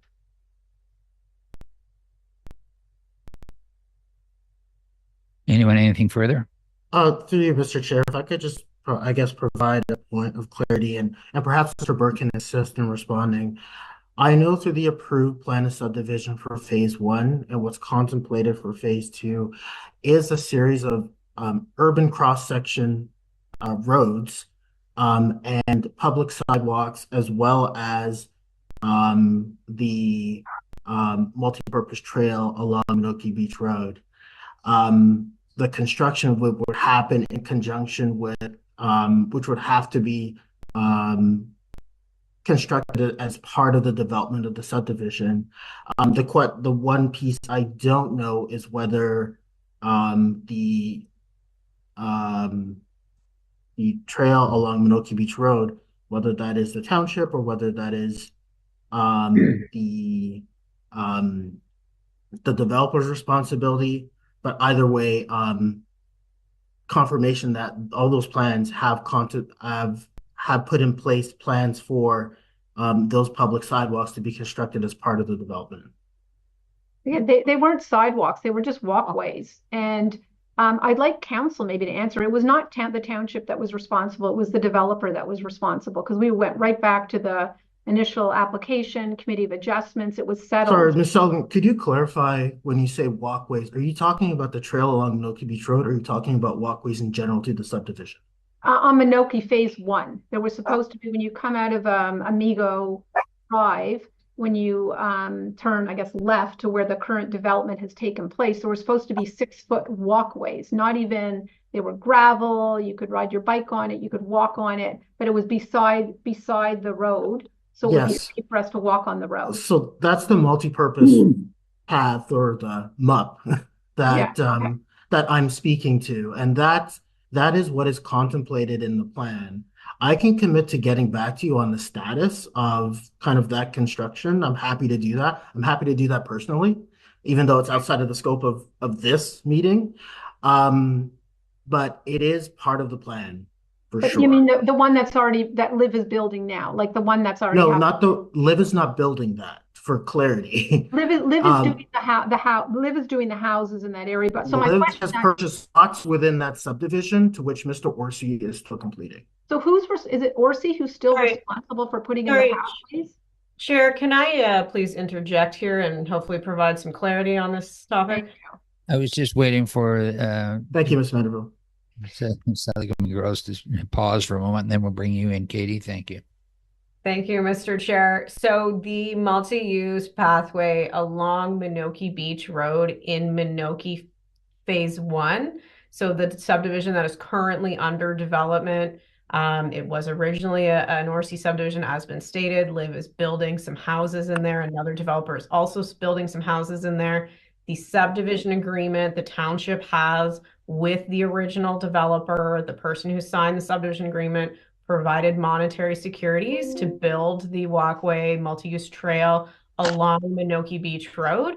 Within the subdivision agreement, it stipulates when that will be built, and it's based on a certain percentage of housing occupancies. So we are right around the time that is stipulated in the agreement that the trail will be built. And for right now, it will be a granular trail, a granular walkway, so not currently a paved walkway. So granular for now, and then as the trail progresses, then it will become paved once further development occurs, such as on the rec center property and on phase 2.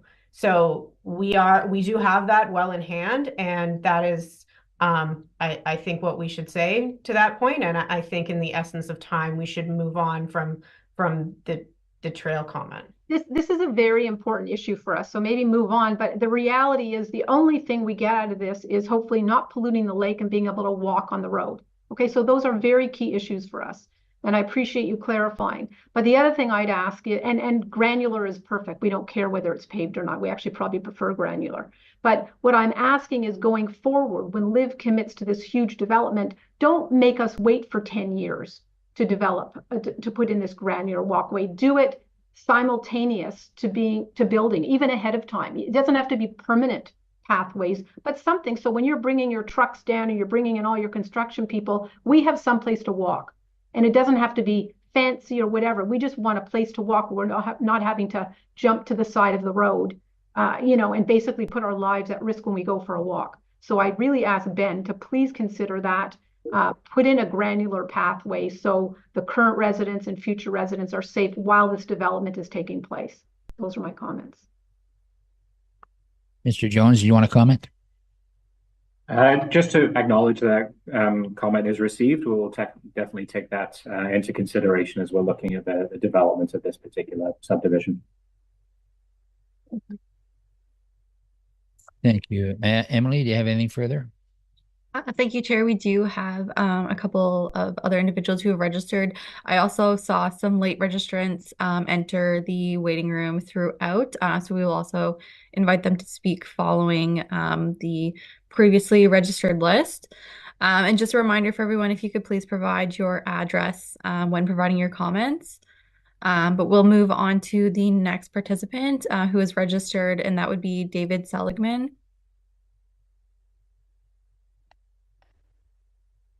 The next person is Dallas Stevens.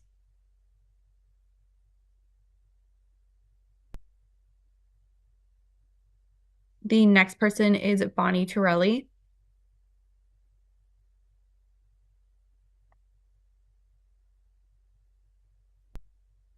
The next person is Matt Thompson.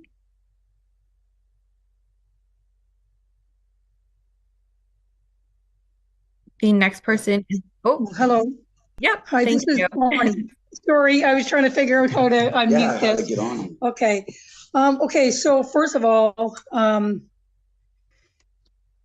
we go. Hi. So first of all, I just wanted to say that I strongly agree with what Robin said about the Menoke Beach Road, all that. I used to walk along there and walk my dogs and so on and so forth. So yeah, I'm glad that that was mentioned about the walkway. But I also wanted to know, where am I at with the having to transfer over to water and sewer? I know I'm on the corner of Menoke Beach Road and Amigo Drive, 2346 Amigo Drive. And I was just wondering, with all the development happening on both sides of me, where am I at with the proposal with having to transfer over water and sewer? Mr. Burke. Thank you through the chair. So the site that you're referring to is quite separate from the conversation here about Shadow Creek. But that being said, we do have a servicing master plan underway right now. The consultant we retained is Civica Water Solutions, and we are looking at that area for Amigo Drive to be part of the service settlement boundary. Right now, it's actually in the settlement boundary. Is not currently serviced, was not part of the 2004 to 6 range servicing study. I think there was actually a hesitation maybe from the community at the time. But that's a very separate conversation.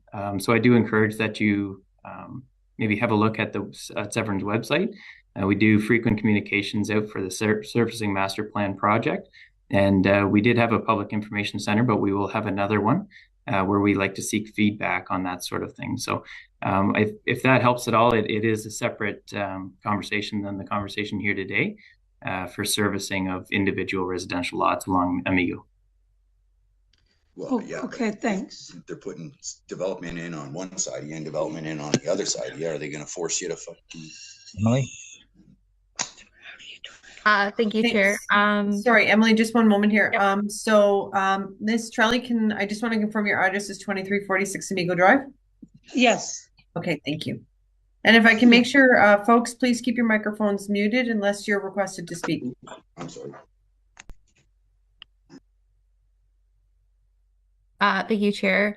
So we will, and thank you to the clerk. We will move on to the next registered participant. So that would be Lynn and Jerry Van Hout.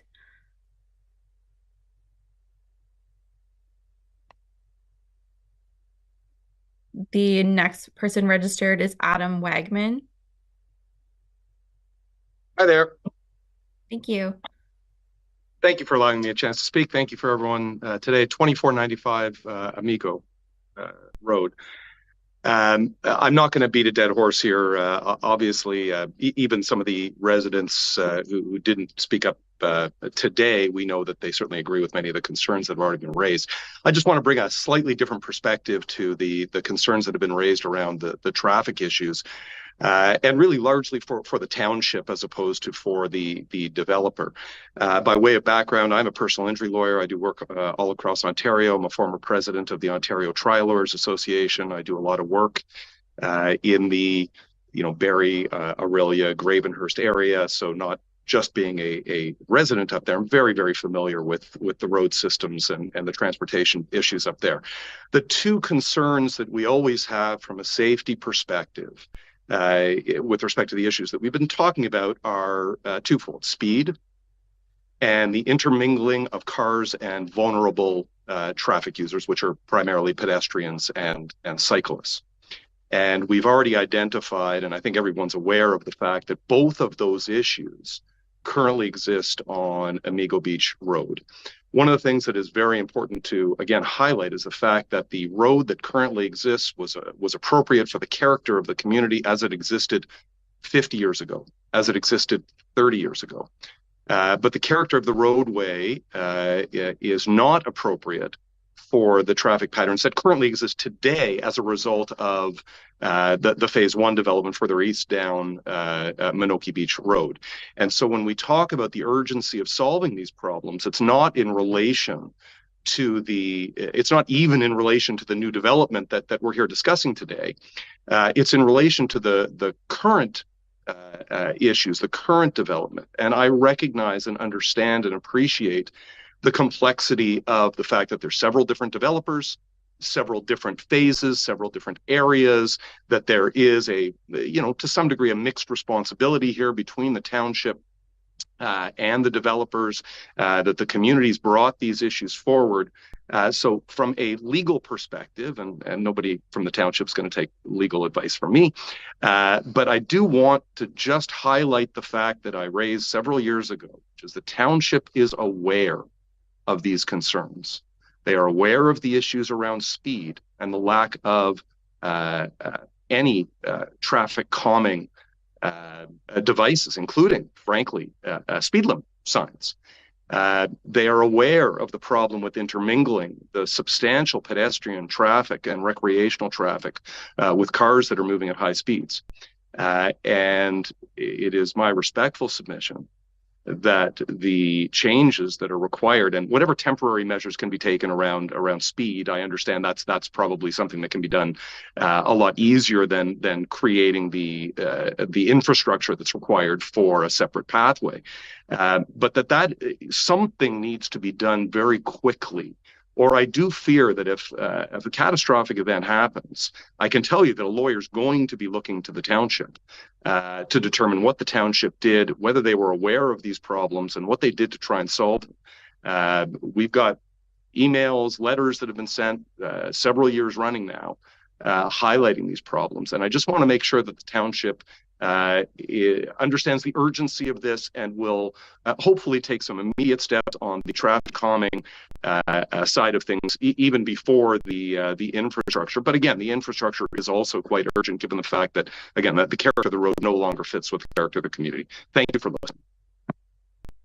Thank you, Mr. Wegman. And further on in the meeting, we're going to have comments from the committee that you may want to stay on the line, and you might get some valuable information out of that. So, sadly, I've got to jump at 11, and so if those comments are available later, I know that I'm in touch with Judith, and I can circle back in that respect. So again, thank you very much. Adam, were you referring to Menoke Beach Road or Amigo? You said Amigo. No, sorry. I was referring to along Menoke Beach Road is where the speed issues exist and where the intermingling of the vulnerable traffic, vulnerable road users and vehicular traffic exists. I know that, but you actually said Amigo, so I just want to be very clear that the road that Adam's referring to is absolutely Menoke, not Amigo. Correct. Yes, I apologize for that. It is Menoke Beach Road that we are concerned about. Okay, Emily.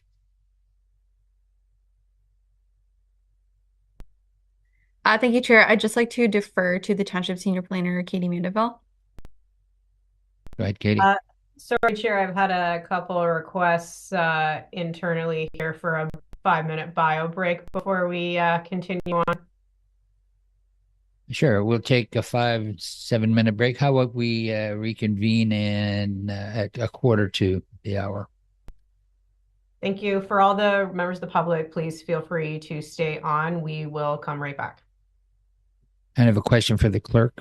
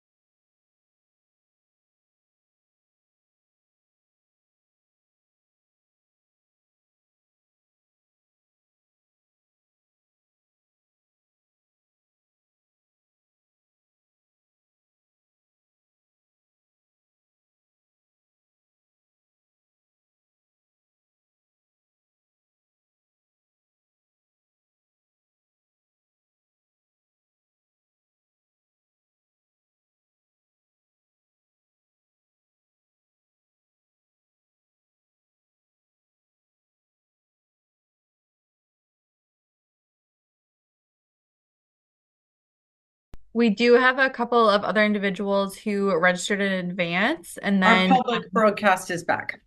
Perfect. And a couple others who have joined us throughout, and as well as some folks who didn't have a chance to register in advance. Okay, well, we'll have someone from the gallery, Mr. Toppings, speak here when we're done with all the ones you're dealing with. Thank you, Chair. Am I okay to proceed with the remainder of the registered? Okay. Just a reminder for everyone as we get back into it, if you could please provide your address for the minutes if you have any comments. So the next person who registered was Fran Weisberg.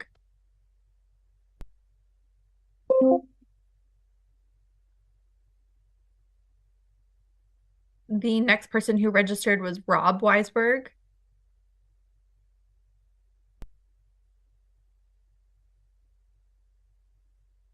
And then we had a couple other people join us late. That would be Leanne McKinsey.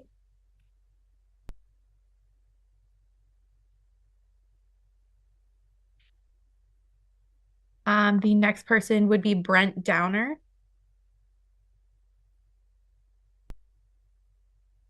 Hi there. Can you hear me? Yep, thank you. And can you please provide your address for the minutes? Yes, my name is Brent Downer, and we are at 3932 Wood Avenue. We've also submitted some written comments about the situation. One of our main concerns, and I know Mr. Wagman spoke to this, but Menoke Beach Road was a concession road, made worse by a highway that bisects it at an acute angle. Exiting that highway is not an easy exit as is because of the acute angle. It doesn't even come close to a 90-degree angle. We also have a lot of concerns about the traffic on Menoke Beach, but the last thing we want to see is another stop sign, because that's going to create an opportunity for potentially an accident that's going to block the entire number of residents at the bottom of Menoke Beach. And this subdivision is going to create an incredible amount of traffic that's not going to be dedicated to Highway 11, but it's going to come off on Menoke Beach and Artria. One accident there will block all emergency exits for at least 500 homes south, or I guess east of that intersection. I know the township has a master plan, but with these developments going on in Menoke Beach, we feel it's crucial to open the bottom of Menoke Beach to Thompson Crescent and create an alternative for emergency vehicles so that our family is not at risk from being blocked off. The other night we had a big snowfall. We had one lane of traffic going up Menoke Beach. That is not acceptable for a road that's going to see an additional 1,000 people added to it. We also, I'm going to wear another hat here. I'm going to bring an Indigenous perspective to this. I represent Georgian Bay region as the Métis representative on the Great Lakes Advisory Committee. We're also concerned about the runoff into Lake Couchiching. And I know that Township has looked at addressing that. But I guess just to sum up, if it can't be accommodated with a new exit off Highway 11, which incorporates a whole bunch of provincial regulations and whatnot, we don't feel that this development is suitable for the current infrastructure. And so until that infrastructure is addressed, I think we're kind of putting the horse between the cart here, or the cart before the horse. And again, our concern is safety, and echoing a lot of the other comments that have been made. So thank you so much for the opportunity to talk today. Thank you, Mr. Downer. Your comments are noted. Emily? Thank you, Chair. That is all that I have who registered in advance. However, you had mentioned that there was an individual in the council chamber, so we can turn to them. Thank you. We do have someone from the gallery that we've set up to comment on this question. We'll recognize Bruce Downer. Yes, hello. My name is Bruce Topping. Bruce Topping. I live at 3656 Shadow Creek Road in Severn. I'd like to thank Mayor and Council and for giving me the opportunity to speak today. My concerns are access to Shadow Creek Road. You're calling it a Shadow Creek development, and I understand Shadow Creek. It's a very small creek that runs behind Shadow Creek Road. Some residences, it's right in their backyard within 30, 40 feet. I know that for sure. I know the only access to Shadow Creek Road would be a buffer zone for pedestrians if you did that, but also Shadow Creek Road does not have sidewalks or infrastructure for that type of pedestrians. That's just very dangerous for cars, and pedestrians would have to walk in the middle of the road, and it's not good in that way. Also, we have one deeded park, which was deeded to the residents of the Shadow Creek area, which is maintained by the Shadow Creek residents. If you're saying that a 75-foot lot would be enough for your development to use as a beach, I would have you have another look at that, because it's just not feasible. Also, along the lake is Bayou Road, and it's a single-use bridge that goes over to West Shore to the Natural Creek, and that's where it ends. You don't have any access from there to Amigo Beach Road or Menoke Beach area for your further development. As far as trails go, there are no spots for trails on Shadow Creek Road. So before I go any further, maybe you could answer those few questions, and then we'll stay on track. Thank you. Thank you. This might be Brittany Robertson's department. Thank you very much. I just want to clarify, there is no physical connection to Shadow Beach Road being proposed here. Our trails that would be within the buffer block to the woodland that are being proposed as part of this subdivision would be entirely contained on the development side. You can't physically cross, as you're absolutely right. That's an environmentally protected block. There is wetland in there. There's small water courses in there. So we are not proposing any physical connection to either Shadow Creek Road or the subdivision that's located on the Lake Couchiching side. And you're absolutely right that there are no road connections either, because of course Bayou Road does not connect all the way across to Amigo Drive. This would be all contained within that side of the watercourse, so you wouldn't have any pedestrian traffic that I could foresee connecting over to that side. Well, thank you very much. My next question would be access to the canal from Shadow Creek from behind your development. Well, I don't know how you're going to do it for boats, because the height of the bridge access to the lake would limit it to kayaks or small vessels. Also, I agree with you that it's Crown land where you are, but I disagree with saying that the canal is also on Crown land. Thank you. Ms. Robertson, do you want a supplementary? I'm sure Eldon would probably be the other reference on this one, but I will just echo, I don't think there's any proposal for any type of large boats to be accessing, but rather a kayak dock or launch, if that, which is still being programmed and of course would need to be approved by the municipality. Mr. Theodore?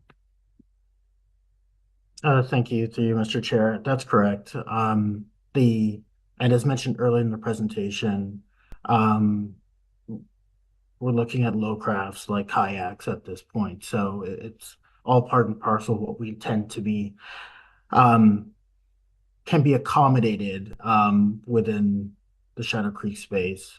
And I just wanted to just at the top mention the name of the subdivision, Shadow Creek, is really just convenience for application purposes to distinguish between the previous Menoke Beach Road Phase 1 and Menoke Beach Road Phase 2 applications, so that there was no confusion.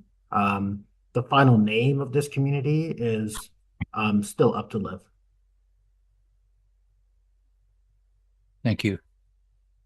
Mr. Topping, anything further? No, I have nothing further at this point. Thank you very much. You're welcome. Emily? Thank you, Chair. If we can proceed to invite any other members of the public who haven't gotten a chance to speak yet, if they would like to at this time.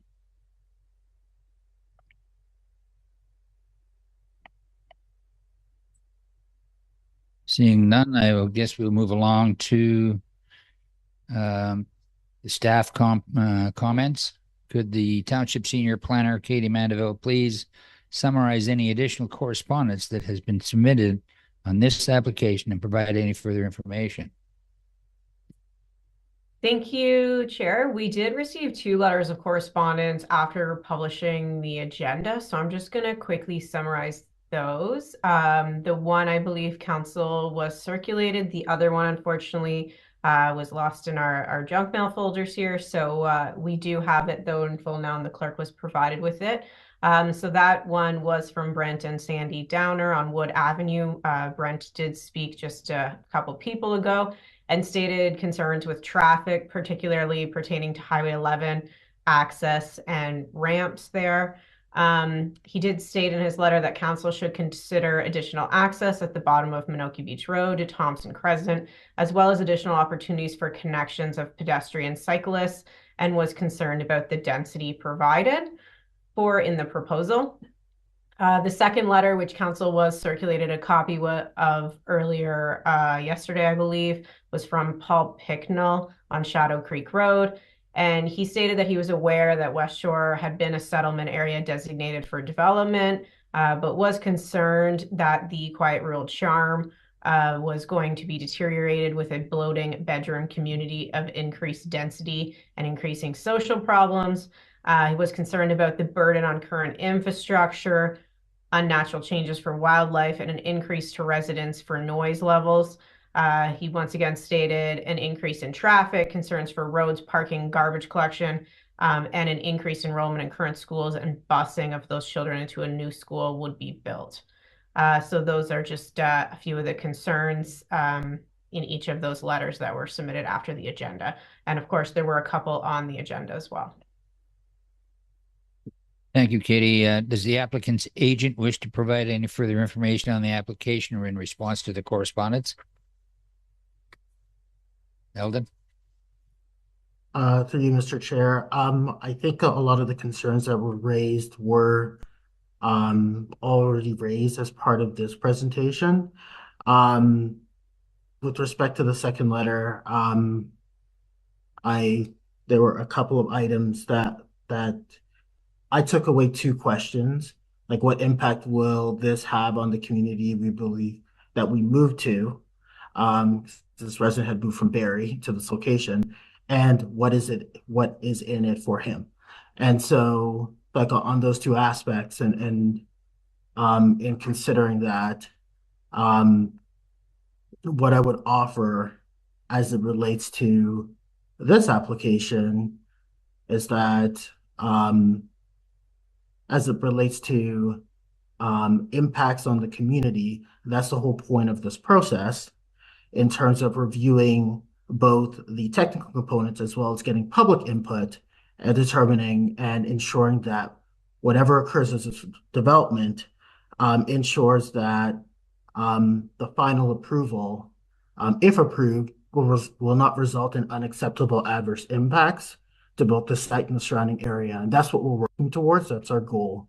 But the benefits obviously are having additional population supports the optimized use of the future recreational area to the south, which this property deeded lands to in order to achieve that, to support the retention and perhaps new opportunities for commercial to the north by having an increased population, and the obvious enhancing the tax base that supports the use of funds for public initiatives that help further support municipalities, such as purchasing of equipment, enhancement to other public areas, all of which are in the public interest. Thank you, Mr. Theodore. Anything further from Mr. Jones or Ms. Robertson? Thank you very much. I just wanted to share that I've heard loud and clear the concerns about traffic, specifically associated with this subject development because of the size of the development and the community not being familiar with a development of this size previously. I think the comments that we received today are ones that will stay with us and are very valid in terms of upgrading the corridor, adding pedestrian connectivity and adding active transportation, because it is important to separate the pedestrian traffic and the cyclists from the road corridor. I'm very pleased to hear Director Burke's comments about this being a road that's slated for upgrades that will accommodate those needs, as well as the fact that it is a development charge project, leaving an opportunity for each of these homes to contribute to those upgrades and that greater community benefit. I will say from a transportation perspective, and this is again speaking outside of adding that pedestrian corridor, because I do agree that should be required and added as soon as possible.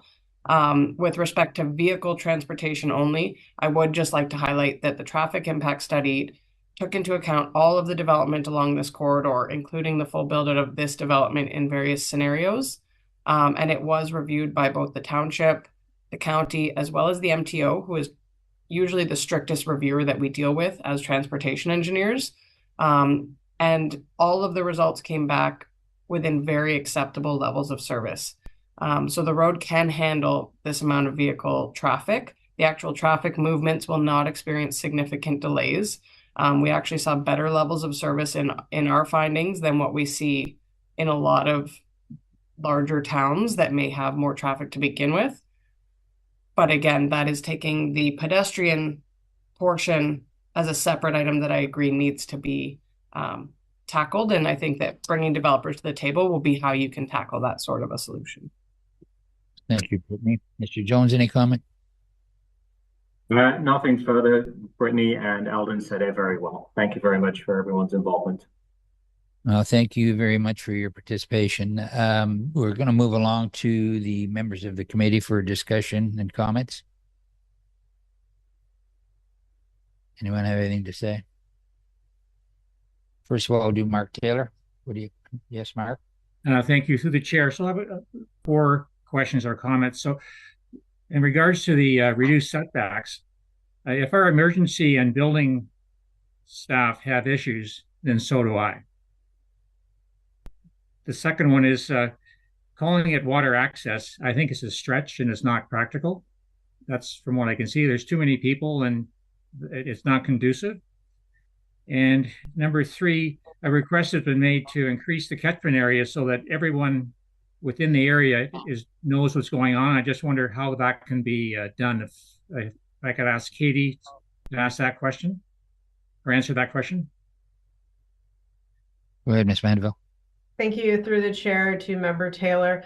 We've had some internal discussions here. The Planning Act sets a minimum standard of 120 meter circulation as well as posting notice on the property, both of which were done for this non-statutory public meeting. That's the requirement for a statutory public meeting or for notice of complete application.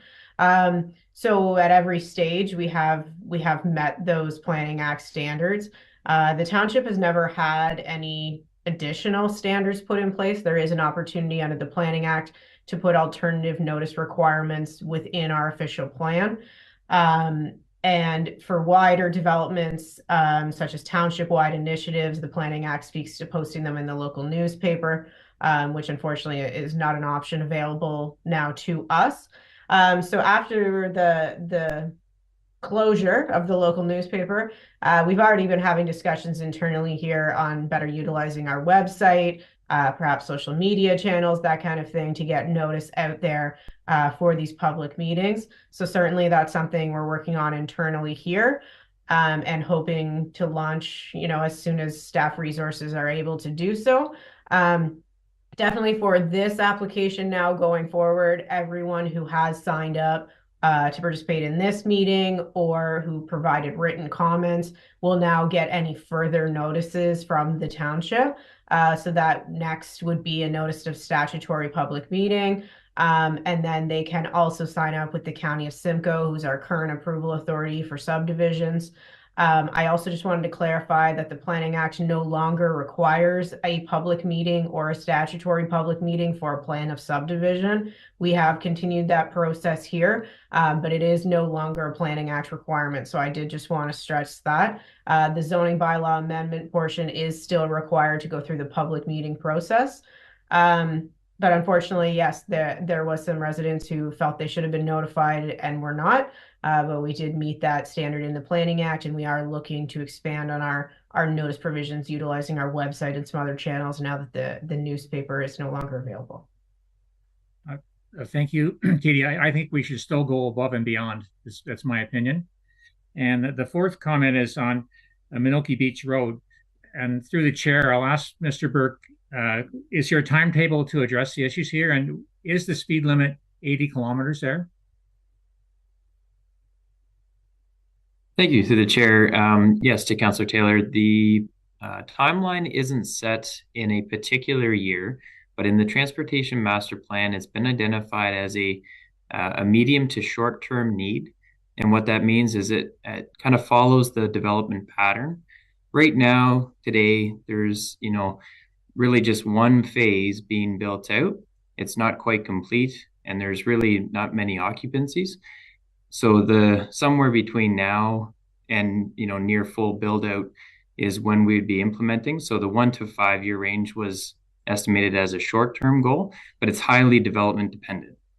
So if that makes that relatively clear, is we're kind of looking at the 1 to 5 or 5 to 10, but probably not the plus 15 year range. We also have asset renewal concerns out there in terms of the physical condition of the roadway. So we need to align the renewal needs with the growth needs. So that might pressure us into a little bit earlier of an implementation. And then okay, thank you. As for the speed limit, so that one is currently 60 kilometers an hour, but staff will certainly take a review of the posted speed limit and ensure adequate signage. Thank you. Thank you, Member Cox.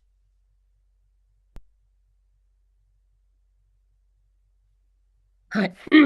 I concur with what Member Taylor has said, but I also have a concern with the fourth question, the answer. I believe that we already have a playground there, and we're going to have a community center there, and it may be done way before, or the playground is there, and we're actually enlarging it.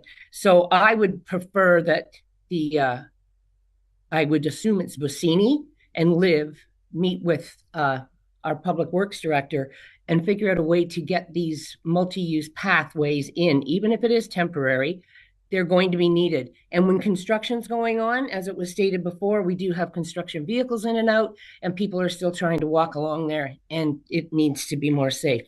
Going to the setback part, it's all well and good that you said, just a minute, I find my notes, that you said it would be, the first phase would pay for it, possibly, for an aerial truck, and that's what we need. Our fire chief is under the provincial regulations, so he makes the decisions. We can't change his decisions. The other one is, yes, we do have a fund for an aerial truck, but that was for a little bit more future. And now that area has become built up, we're being pushed into having to purchase this. And I don't have a problem with purchasing one.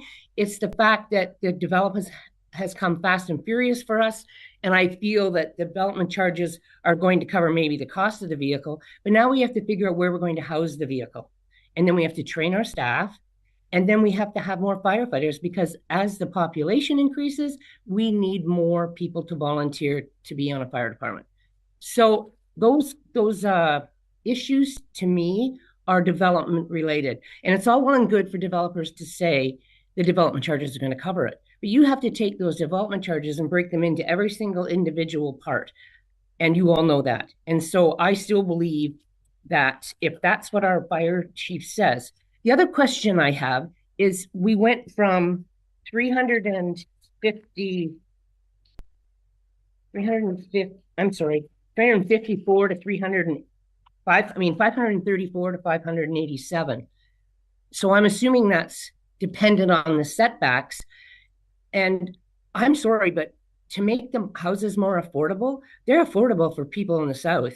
They're still not affordable for the residents who live here. The other concern I have too with that is where the new school is going in. It says proposed. And that map, thank you, Katie sent us out a better map so we could actually see what was going on. It still looks like it has houses going to be built, residents built on it. So are these houses now increased so that you can have that 5 acres for a proposed school? I would assume Mr. Theodore could answer that. I wanted to make sure it was okay to answer that question, so I raised my hand. To you, Mr. Chair, to you, Councillor Cox. No. If that increase was really just on a change in the unit typology in terms of frontages, to have that flexibility and to be able, what we determined, if we were to build a community of a certain lot width that's not desirable, but if we were, that would be the maximum, and so we wanted to protect for that. Where we have the plan and where we identify the potential for the school block, we identified as potential because that is what the school board has identified as what they want to protect for. Whether the school board built it, it's up to them. But if they don't build it, if they don't acquire the land, then there's a plan in place to achieve the balance. So the units that have been identified, and if you can just bear with me, I'm just grabbing my notes there. We actually end up losing, sorry, this is just having a bit of difficulty with my document here. You can just bear with me.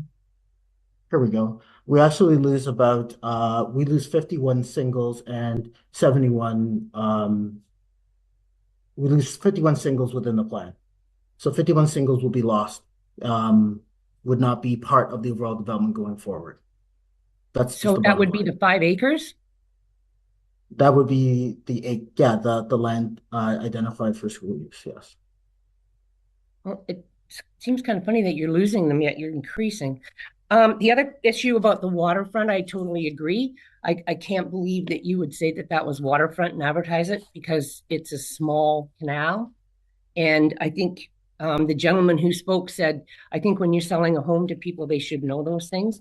And I saw in your vision too that safety, and we've already talked about safety a lot, but I really believe that is a big one. But what we haven't talked about is how this subdivision will cause not only more traffic on Menoke, it will cause more traffic on Artria and through those streets over to Telford.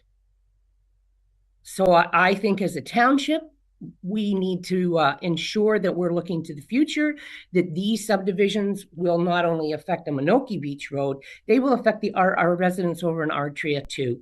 And obviously, the Ministry of Transportation has the idea that that one little exit and you have to cross over and get back out is fine.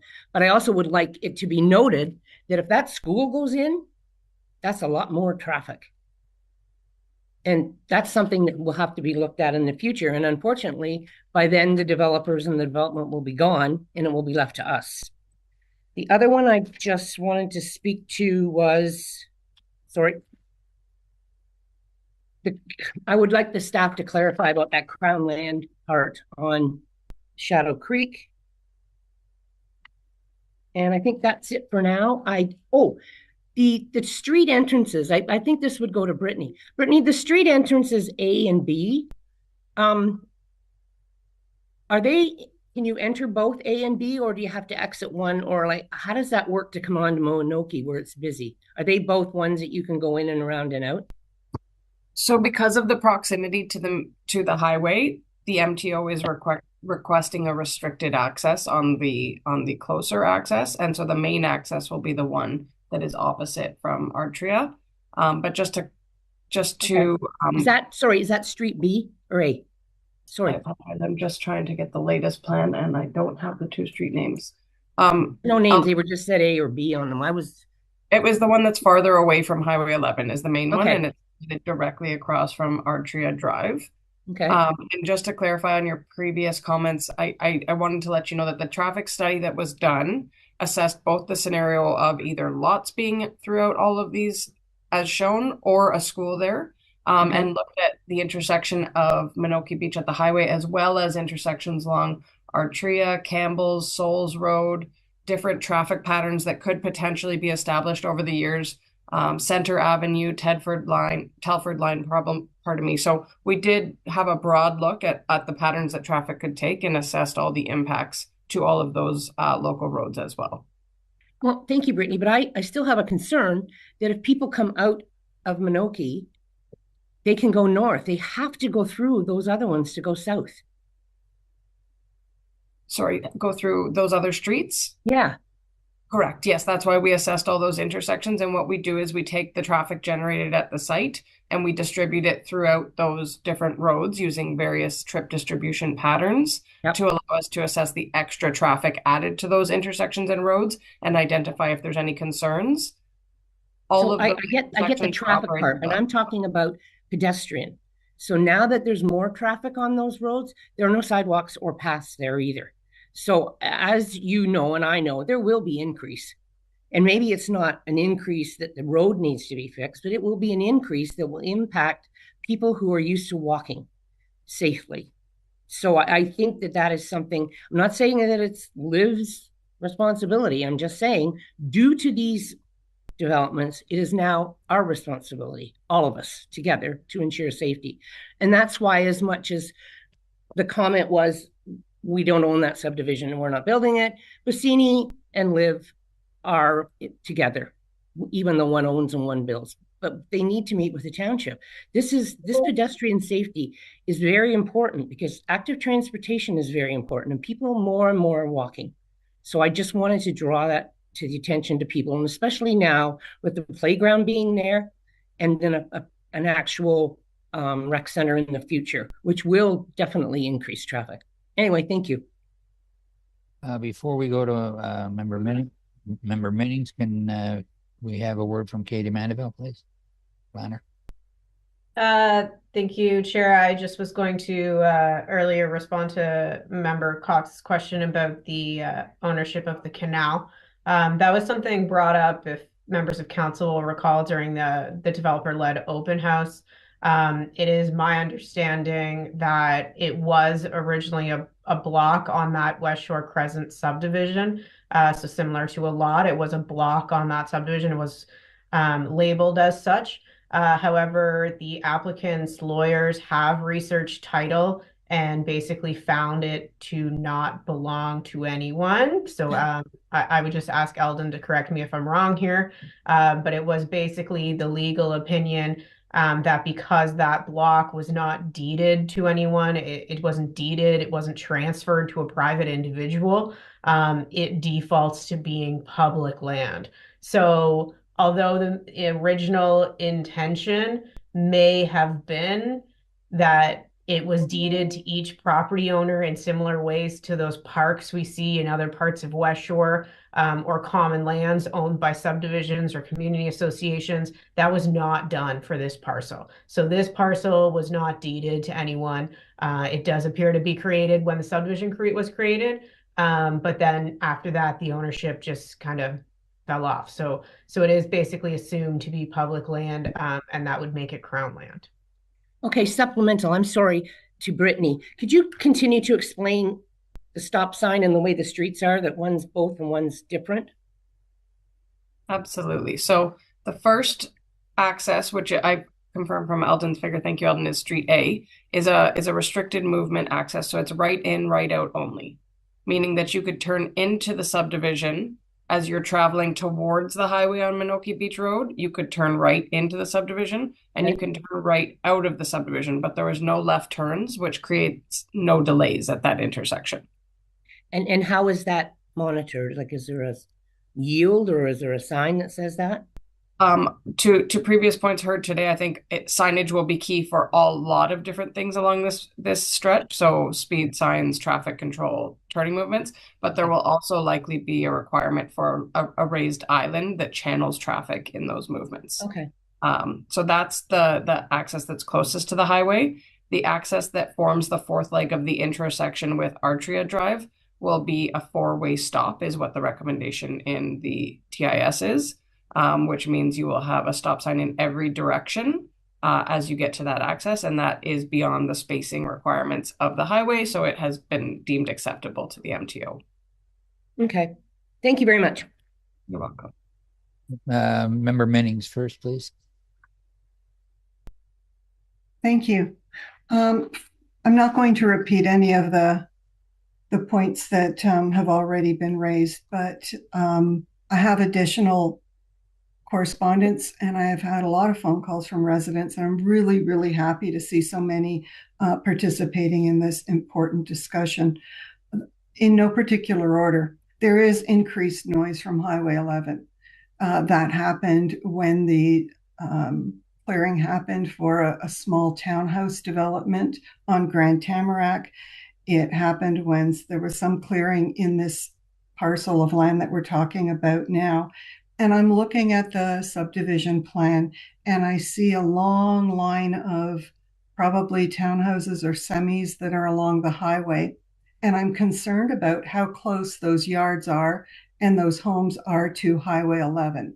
And I don't see any natural buffers proposed, tree lines, etc., to protect them from the dirt and the noise and the safety concerns of that very busy highway traveling along there with a lot of heavy trucks and haulage type equipment. What I don't want to see is I'm familiar with the Queen Elizabeth Highway around the Oakville area and into Toronto. And what I don't want to see is us having to erect big, tall cement block walls to protect houses along there. So I'd like you to speak to the proximity of those homes to the highway. Would that be Mr. Theodore? I can speak to it. I know I saw Brittany's hand up, so I'm going to let Brittany take it first. But I know we've discussed this extensively with town staff. Brittany, you want to take this? Absolutely. So I'll start by clarifying I am not an acoustical engineer, but I'm very familiar in working with acoustic engineers on projects like this. They have assessed the volume from the highway and traffic transmission, and they have specified a combination of a noise berm and wall. The berm and wall both need to achieve a certain height as well as create separation between the highway. So they provide a couple of different purposes in separating those uses, but they will mitigate the noise impacts on that closest row of townhomes, which of course would also mean they would mitigate the noise impacts on the rest of the community and the adjacent community that exists today. So you would see an improvement from an acoustic perspective as a result of those being built out. And the only piece I would add to that is that those lots are deeper than other lots within the plan of subdivision. They're minimum, I believe, 40 meters in depth. So there is actually they're ranging kind of around 50 meters in depth. So there's sufficient space to still have a really great rear yard and berming to accommodate this requirement. So, okay, my next question is a little similar to the Artria Road concerns that were raised. In June, we had, and member Brennan will probably be better able to speak to this, letters from residents that council received from letters from residents on Artria about the traffic, etc., and their concerns around walkability. Even before June, the residents of Menoke Beach Road area and Amigo Drive, some of whom have spoken earlier today, talked about that. And council encouraged the township to fast track a traffic calming policy because there wasn't one here in Severn. And that happened, I think, towards the end of the summer. I'm not even sure when that happened. I think that that traffic calming policy is based, the reason we're not seeing anything from that in Ward 4, which is my ward, this area, is that it was heavily based on traffic volumes. And that was, I think, a big miss in the traffic calming policy. And I'd like to, just having said that, I'm going to put something forward to council to revisit that. Certainly with Menoke Phase 1 and 2, the concerns that were raised from the construction vehicles and the workers to build these new homes did increase traffic and has nothing to do with the closing dates or the permanent occupancy of residents as they started to trickle in, I think, in December. So I am concerned, and I would agree with previous comments about the cart before the horse. Let's ensure our roads and our safety, even if it's a Band-Aid approach to getting something along them, and not wait until what current policy is. So I don't want a response from that now, because that's mainly, I think, with the township. Sorry, the next thing, Ms. Mandeville and then Mr. Burke talked about the 120 meters and the Planning Act being the minimum standard. And I'm going to also put forward to council that we can do better with that, especially regardless of if there's a handful of homes within 120 meters of anything. If we know that there's hundreds of homes just outside of that perimeter, I think it's we can certainly do better from a customer service perspective. I shouldn't have to be posting to 8 different Facebook groups to get the word out, and neither should anyone else. So I think for the cost of a postage stamp, that's in our best interest, just to put into place and going forward. With the transportation master plan, it is disappointing that that Menoke Beach Road is a medium to short-term need. Again, don't necessarily agree with that, but that's what's in our plan. And we have made headway in the ward with updating, regrading, putting sidewalk studies forward for Lakeside Drive and also for Bayou Park, which are currently ongoing with engineers. So I think we can also look at fast tracking some kind of a study for this area. And what Menoke Beach residents are saying is actually mirrored by the Goldstein Road and Turnbull Road residents, and townships aware of that.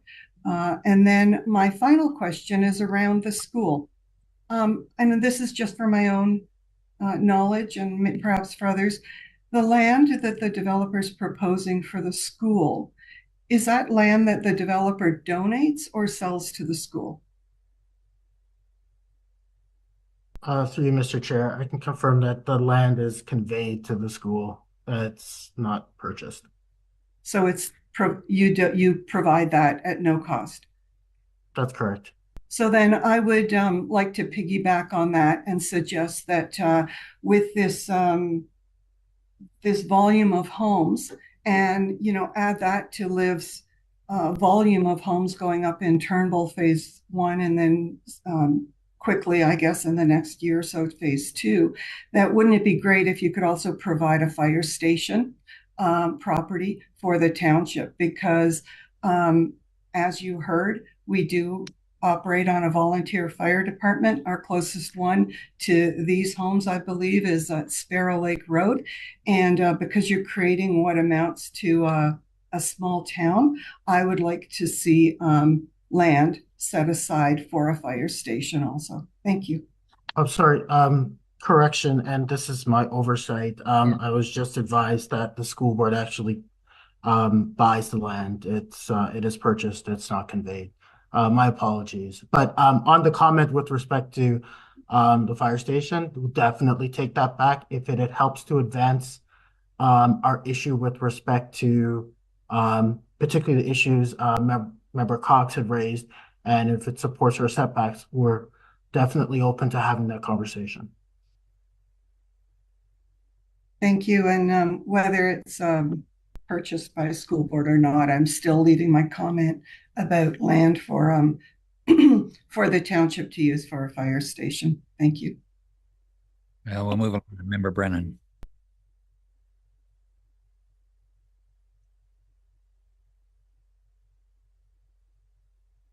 Thank you, the chair. I have a couple of questions relating back to that canal. I'm wondering if anyone knows who is paying the dredging costs in that canal, and it's interesting to hear Mr. Orr's comments about pike spawning and things like that. But looking at the picture from where I see it, I'm not personally familiar with that particular canal. It looks like the uses of the canal extend beyond canoes and kayaks to me, based on the photography. And anyway, so I'm curious, who's paying for the dredging? And in some cases in canals, there are groups that have agreements so that they share the costs of the dredging. Is there anything like that in place? So that's one question. Also, Mr. Orr suggested that these trees were protected and there were rare trees in that area. Can anyone tell me what those rare trees are and how they are protected? I would like to know that. I also would want to express my support for Member Cox's comments with regard to setbacks. I agree fully with everything she said in that matter. And I guess that's it. But if I can get, someone can fill me in on a couple of those questions, it'd be great. Where do we go from here, Mr. Burke? Yeah, thank you. Through the chair, I think I can address the dredging question. So just to be clear, the Shadow Creek is both a creek, kind of naturalized watercourse is more the definition, and then more artificial, maybe canal or dredged canal around the West Shore Crescent area. As Katie or Ms. Manaville had mentioned, the property is undefined in terms of who owns it, as a Block B, a previous plan of subdivision that was never conveyed. So effectively, or kind of by de facto, it is public lands or crown land. So a dredge permit would be issued by or applied by whoever's interested in dredging the lands. So maybe the private property owners along West Shore Crescent for boat access, let's say. And then those individuals can apply either as a group or as individuals for a dredge permit under the ministry's process here, and that's defined on their website on how to do that application. So that's really I guess, I don't know, does that answer the first question? Yeah, so it's just individuals that are doing this thing, from what I gather. Then there's no group that's been put in place to deal with it. Yeah, that's what we understand. We don't have a record of a particular group of homeowners that have come together to dredge. We could seek maybe an answer on any permit history from the ministry, but it would take some more time to report back. That's fine for now. Thank you. Thank you. Member Burkett. Sorry, can I just speak to the dredge history, because I do know about that? Okay, go ahead. The canal was last dredged by the residents who came together to cover the costs, and that was communicated at the public meeting that was held at Hawk Ridge Golf Course several years ago. And I do have the names of those residents who spoke to that, and can pass them forward if interested. I'll just talk to you about the file sometime offline. Thank you. Burkett. Councilor Menoke. Thank you. Through the chair, thank you, Mr. Theodore. I do have a couple of questions regarding the school and the area that you've slated for a new school. When will LIV know if the school board is going to buy that land, or do you leave it vacant until such time the whole development, your development, is built? Thank you, through you, Mr. Chair, to Member Burkett. Mayor Burkett, excuse me. I'm going to actually turn this over to Ben. Because I think he's had some very specific conversations with the school board and has a better idea of kind of where their expectations are. Yeah, thanks, Eldon, and through you, Mr. Chair, to Menoke. So the typical process that school boards follow here is going through a plan of subdivision requirements, just as they are here. They get involved through the commenting agencies. They would outline the nature of their need for any school in the area, and where they do say we may need a school on this site, then, as we've done in this case, a portion of land in accordance with the school board requirements is set aside and zoned appropriately for school board use. For the school board to actually receive funding from the ministry to be able to acquire that land and build that school, the capital funding that they need, there's a separate process that they have to go through. And to be able to start on that process, they need to have, first of all, the subdivision draft approved, which is kind of what the point that we're approaching soon on this site, we hope. And then secondly, they would enter into an option agreement with the landowner to give them the option to purchase the land once they receive the funding. So that the comments that we've received from the school board so far are that they would be requesting, and this, I believe, would fall one of the conditions of approval for this plan of subdivision, is that they would get a 10-year option to purchase this land. Now, if for whatever reason the funding doesn't come through to the school board, that's why, as Eldon mentioned before, we do have kind of a plan in place for a contingency plan, as it were. What if the school board doesn't get their funding? What if the school doesn't come to fruition? Then we don't want a vacant piece of land, just a patch of mud in the middle of a new subdivision. So that's why we have plans for how to service that, making sure the traffic is accounted for. There's a plan in place. Informally, my conversations with the school board, they really need this school and they want it. They requested it in the first phase, and they're very keen to advance it. So they can't make any formal commitments until they're further down the planning process and they have some commitments from the ministry. But informally, they're telling me they want to move on this fairly quickly. Thank you. So just to go back to that, and I don't want to be the devil here, but you're providing homes for families, correct? We know that Severn Shores is at its capacity. It has 6 portables already. So now when you build out your homes and you have families coming here, there's going to be no room for those kids to go to school unless they place more portables, or they transport those kids to a different school in town. And guess who they're going to come after for help? Unfortunate. Anyways, I know the school board's very difficult. We've had dealings with them. It takes them years to get funding, but it is going to be flagged as a problem. The other thing, if we go to that same map where this proposed school is, and you've got wetland edge, so I can only assume, are there going to be like a creek through the middle of your subdivision?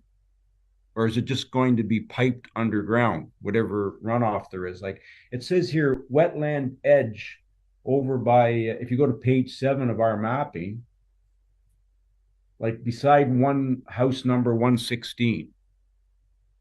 Through you, Mr. Chair, it might be best that Ms. Robertson respond to this because it relates directly to the realignment of stormwater through the overall subdivision. Block 21. I think it's right beside block 21. It says wetland edge. Eldon, are you able to share a figure that you had the diagram up before when you were showing the exits, the 2 entrances? Yeah. You had it up before. I'll share the plan of subdivision. Same diagram. It's page 7 of our agenda. You're talking about this version, or you're talking about the... this is the version that Brittany had shared previously. No, you had a different one up. Let's see. You're talking about this version. No. On mine, it's on page 7 of our agenda. I'm not sure how you... it says residential. It shows... Maybe the clerk can put it up. I'll stop sharing.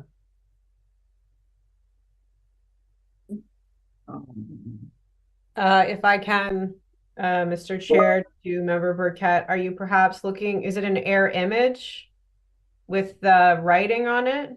It has all the blocks of land. It shows the proposed school, possible school block. It shows all the homes that could possibly be put on that. They're all numbered. And then Katie, that's your report, page 7 of your report. It's your report, Katie. Sorry, page 7. I can put that up.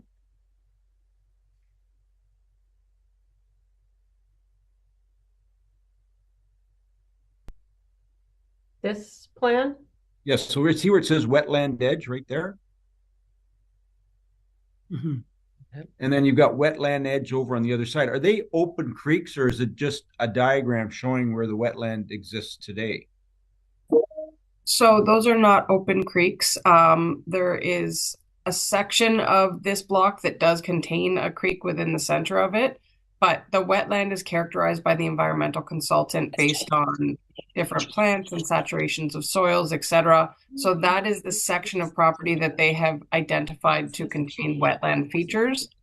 And then we've applied a buffer as recommended by the environmental consultant on top of that before the development blocks begin. Well, Brittany, you said that there is an area where there'll be open, sorry, that's an open another creek. person. Is that correct? So that you're using that as a It's template. There's a lot of background noise. There we go. So there is an area within this block 53 up closer to the Shadow Creek where the wetland itself forms into more of an actual water course during certain features of the year. This is all characterized within the environmental study. It's very difficult to actually find. If you've been out on the property, what you would see as you approach this feature would be just a very thick planted area that does have wet soils.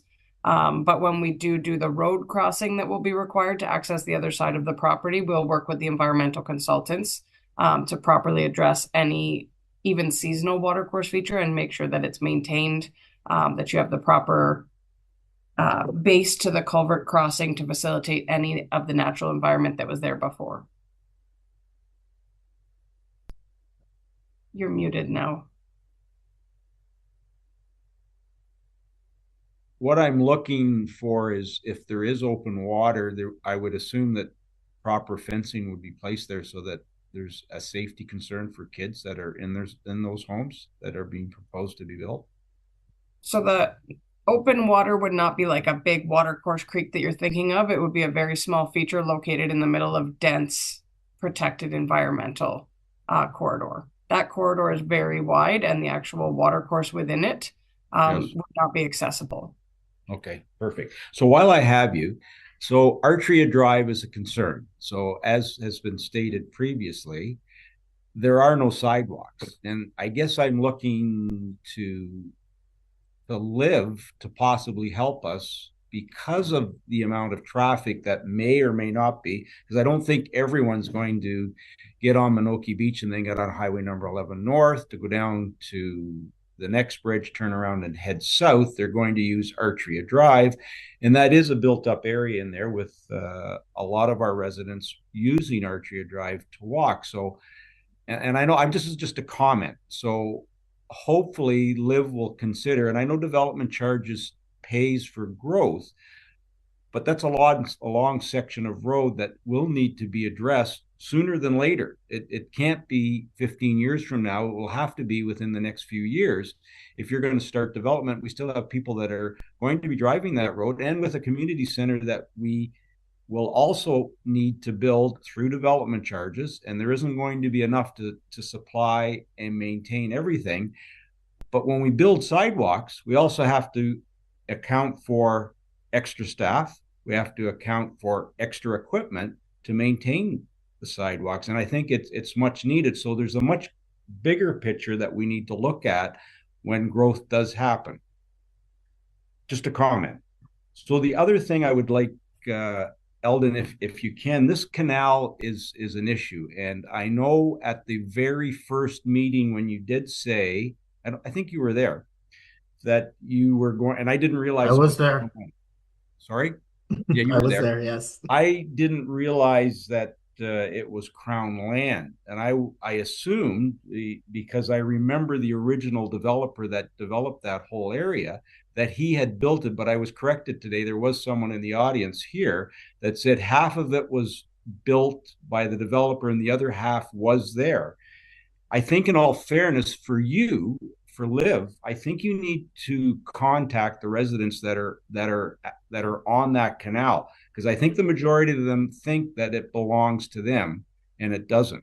Because now that you've got all these new homes, and they're going to possibly want a kayak or canoe on that canal to get out to Lake Couchiching, and it's a selling feature for you to have water access through there.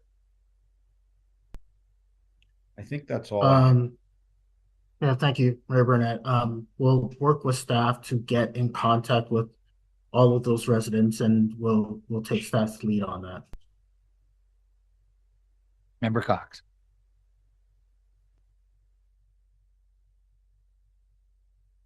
Yeah, just back to the what Member Burkett was talking about. The fact that it's now out in the public that is Crown land. I can tell you from past experience in Severn Township, when Crown land word comes out, people flock to it because it belongs to them. It belongs to everyone. You may want to talk about acquiring it so it's yours, because there's no way you can stop anybody from going there. They can camp on it for 15 days. It's just a little background information that we've had come forward towards us. The other one is, you said that you had no plan for this piece on what the waterfront, and the other gentleman was saying, you need to have something there for potential buyers. And I truly believe that is something you need to have a plan for. And so when people come to buy, you need to have that. And I think you need to also go to the school board and find out what they're doing, because what happened in Marchmount is when people now rebuy homes there, they're told when they buy the home that their child will not go to Marchmount School. It will have to be bused. So, I mean, they're aware of it, but at least the buyers are walking in and it's transparent of what's going on. And I think that that's something that you might want to look into for your future buyers. And there was another one too that you talked about. Sorry, subdivider. Can I just comment on Member Cox's comment there about the disclaimer for new residents? That's typically something. That's something usually that the school board requests of us. So Eldon would be familiar with that, given the Marchmont example you just gave, as his subdivision has that disclaimer. But typically that's the school board during this process, which I'm sure they've probably already given us that comment, that it goes in as a condition, that it goes in the subdivision agreement, that their child may be bused or might not be accommodated at the closest school. Okay, thank you very much, Katie, for that. That's all for now. I had another one, but I can let Katie know what it is. Thank you. Member Minnings. Thank you. I have a question around the creation of this subdivision end to end. So this phase 3 that's being presented, and then all the way to the most northern point near the Weber's Starbucks property. And what I see is that the proposed subdivision phase 3 is the one that's closest to Menoke Beach Road and Highway 11, that quadrant. So once that's built and people are living there, it doesn't make sense to me that then the LIV would open up perhaps a phase 4 and a phase 5 and have all their construction vehicles and workers and all that mess drive through an already established subdivision where families are living to start to continue to build further north. Just from a practical standpoint, why aren't you starting to build your subdivision at the most northern end, and then end with the part at Menoke Beach Road for that very reason, that you're not going to continue to create all of this heavy traffic? I just see this conversation going on for the next decade. And I am concerned about the mess, the noise, but safety of having subdivisions built in a neighborhood where families are living with only one, maybe two small entry and access points. Thank you. Mr. Robertson, you'd like to speak to that?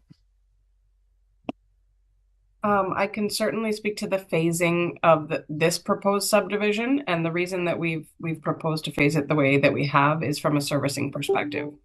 So you have to have the accesses, you have to have the services built out. We have a pump station proposed on this block, which is in the first phase that needs to be constructed to build out the rest of the subdivision, where our water connections come in, etc. So the phasing has been constructed from a servicing perspective, as well as a number of other build out perspectives from the developer's end, but that would be the way I would recommend it to be built out.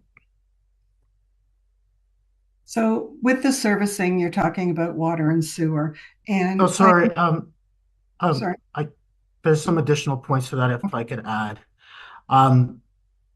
Just with respect to like the servicing perspective is absolutely important. There's also a practical planning perspective, and particularly as it relates to the school. And it's been made very clear that the preference for the school board is to have the block closer to Menoke Beach Road, in close proximity. So that school would likely be a component of that first phase. Based on the informal conversations that Ben has shared relative to the school board, rather than being deep within the site. So there's that component as well that also informs kind of what that first phase is and where it makes sense most logically. Thank you. So just a subsequent question. That actually doesn't make sense to me, because if the land is designated to be available for purchase by the school board, that wouldn't change. And as far as the servicing comment, where I was going with that was I had asked a question last fall about how this subdivision actually going to hook up to the West Shore Water and Treatment plant, which it was confirmed to me that that's exactly the pumping station that it's going to hit, but it's not going to join from the Bayou Road or the northernmost area of that subdivision. It's actually going to cross at Menoke Beach Road and go up whatever that concession's called, where the candy store is, I think Brennan Line or something, to Stockdale and across. So and again, I'm not a developer, but I just need to raise the question that you can put all the services you want in. Those are things that are underground and we don't see, but I don't see having fully completed homes with people living there with their lawns and the roads and everything, and then driving over them while you're building out the phase further down. So I can't accept that explanation. I just don't understand it. Mr. Jones, you had a comment? Just to further respond to Member Minnings, there are some servicing practicalities that Brittany did speak about with respect to servicing from an road and then through the entirety of the property. Eldon also mentioned the school board's desire to have the land for their site within the first phase. So whenever we service, we have to bring services to the school board first. So that kind of requires that we build out that initial phase, what we've identified as phase one. I'm very aware, and we deal with this frequently, that, as you say, we will have people living in that first phase, and there will be construction traffic going past their homes to build future phases. That is a reality of construction, and it's something that I know our company deals with on a day-to-day basis. The benefit that we have here, and I can say this is from what I've seen working at LIV for the last little while now, is that LIV is going to be a long-term partner in this community. So if there are issues with construction traffic, that there's someone on the other end of the line when you pick up the phone to be able to address those issues. It's not going to be a perfect subdivision until it's all constructed. That will take time, but we're actively committed to working with our home buyers, our clients, as others have mentioned, to make sure that their living experience during construction is the best that it can be. It can't be perfect, but we do our best to make sure that concerns are addressed. So there's a number of practicalities that we have to put in place here. But please do be aware that it is front of mind for us as we work through the construction of a site like this. Member Cox.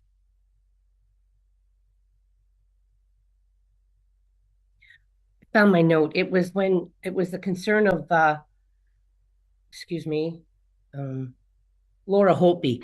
When Mr. Theodore answered, he said about the monitoring on the waterfront and who was going to ensure that that was looked after and things would happen there. He said it was under the subdivision to do so. I've never heard that before. Like, is that something that's going to be on the deeds, or like the subdivision isn't like a condo thing that you can tell people? I just didn't quite catch. I had a question mark beside that.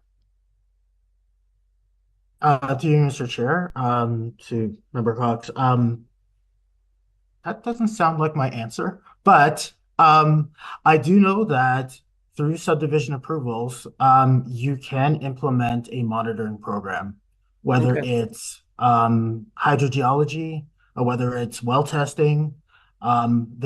It's a completely viable tool that could be used, in which you can also secure funds to maintain it through a certain period of time. So if that is something that is possibly an outcome of this process, it's a viable tool that can be used. Okay, if you could just maybe give us more clarification on that. I don't want to hold up anything more because I'm not quite getting it, but that'd be fine. Thank you.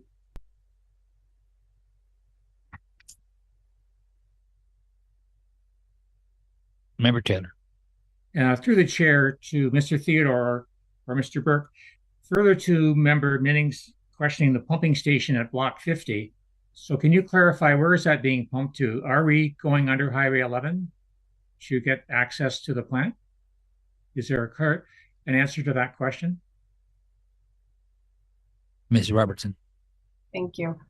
So our office with Liv has worked extensively with the township and their consultant Ainley throughout the draft plan process to identify a number of different routes that could potentially be used to convey sewage from this subdivision to the treatment plant. Ultimately, the infrastructure through town has never been sized to accommodate this type of growth and would have required ripping up a significant amount of existing infrastructure, existing pump stations, existing sewers to be able to convey these flows, which is why we have identified the route of crossing. There's a pumping station block located within the site. That pumping station will have a force main that comes out on Menoke Beach Drive and crosses Highway 11 at Menoke Beach Drive and goes directly to the West Shore plant along existing right-of-ways. And the reason that we selected that route was to minimize the impact on existing residents.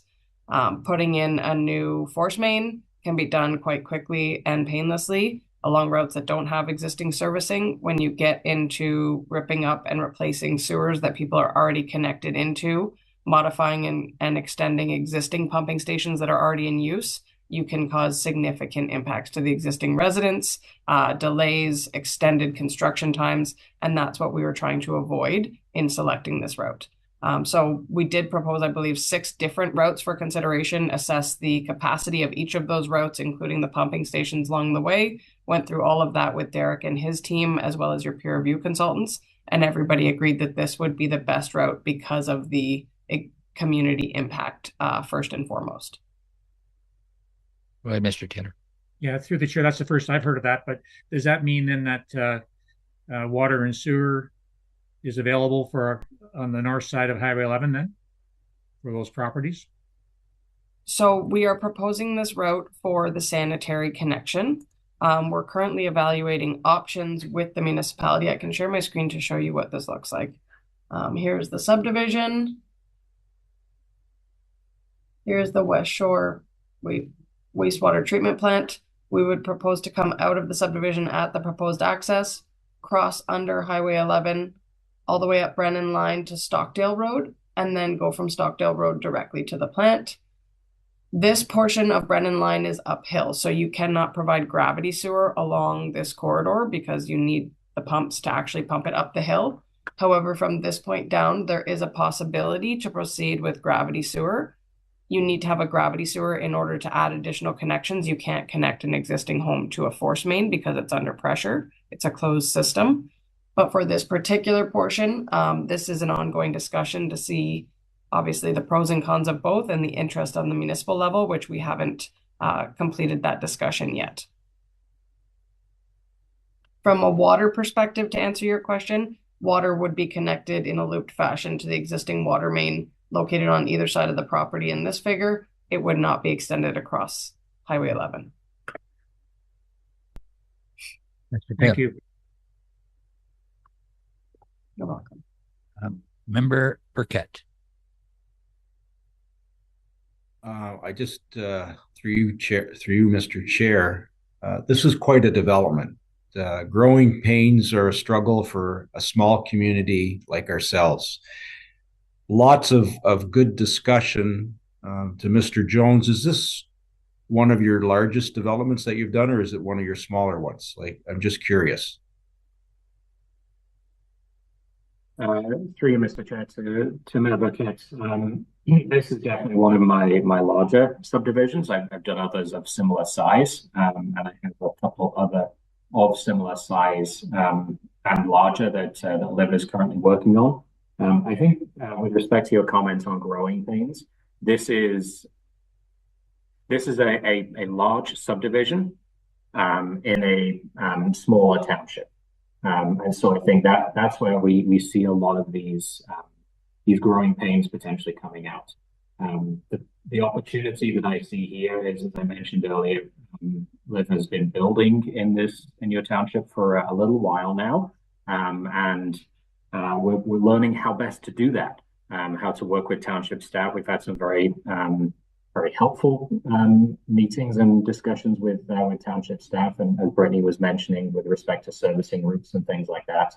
And that's a relationship that we seek to continue, so that we can do this scale of the development in the right way.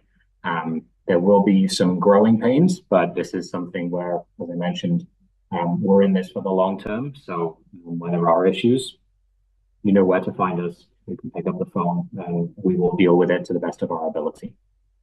Thank you for that comment. I just feel that all of us have concerns, and only because of the unknown. When such a large development, when most of our residents, like, we've never experienced growth like this, our residents have concerns. They bought here hoping to live in a rural setting, in a rural type environment. Now we're facing, I think, just 1,000 homes just in the West Shore area, which is huge.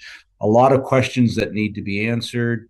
And now I'm looking at what the infrastructure that you need to put in up Brennan Line. I know when they originally put the water and sewers in, it was $1 million to go underneath the highway, and the contractor messed up. And I think, like, I don't know the details, but they had to re-drill. But looking at the length of road that you need to provide a sanitary sewer for is huge. A huge amount of money outlay on your part. I think we just all need to work together. We need to address our residents and their concerns as well. And I know that you will. I think the fear of the unknown as to what may or may not happen, there's a lot of concerns here. And I think we need to just work through them together as a team and not forget what our residents' concerns are. Just a comment.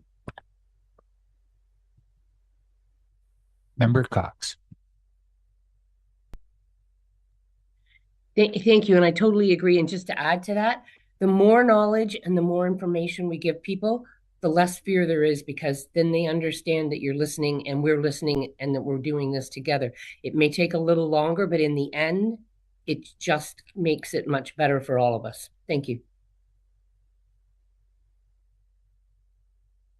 Any further discussion? Seeing none.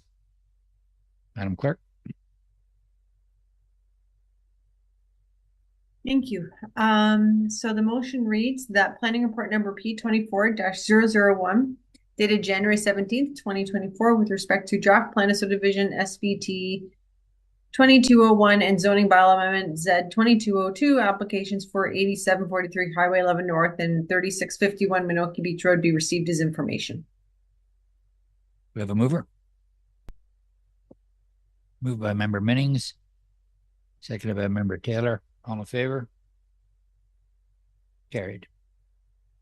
Thank you, folks, for attending and giving your input into this meeting today. We're going to now declare that the public meeting is going to be closed, and we move along from there. So, do we need a motion for that, Madam Clerk? No. Okay, the We meeting just keep going. The meeting is closed. Thank you for attending. I will say at some point soon we will need a bit of a bio break because this is 3 hours in at this point, and we still have quite a bit to go through. And I'm sure at some point members would like some time to have some food, as it is noon. So I don't know how council feels about that or when they want to do that. So Dan, did you have a comment? No. Okay, we can take that bio break now. Did you want to do that in lunch, or did you want to? I think the CAO is trying to chime in here, Mr. Chair. Ms. Gennard. Thank you. Through the chair, a bio break would be grateful. We did send somebody out to get the members who are here a lunch so that we don't lose you for an hour. So it's not here yet. So can we just have a bio break and then we can break for lunch when we've got some food for you. We weren't expecting as long as it was today, so we hadn't organized lunch. Okay. Well, I see it's 12:05. Why don't we come back at 12:15 from the bio break, and then we'll take it from there and decide what we're doing for lunch. Thank you. And we can keep going until we get to that coming in. We'll do the bio break now. Yep.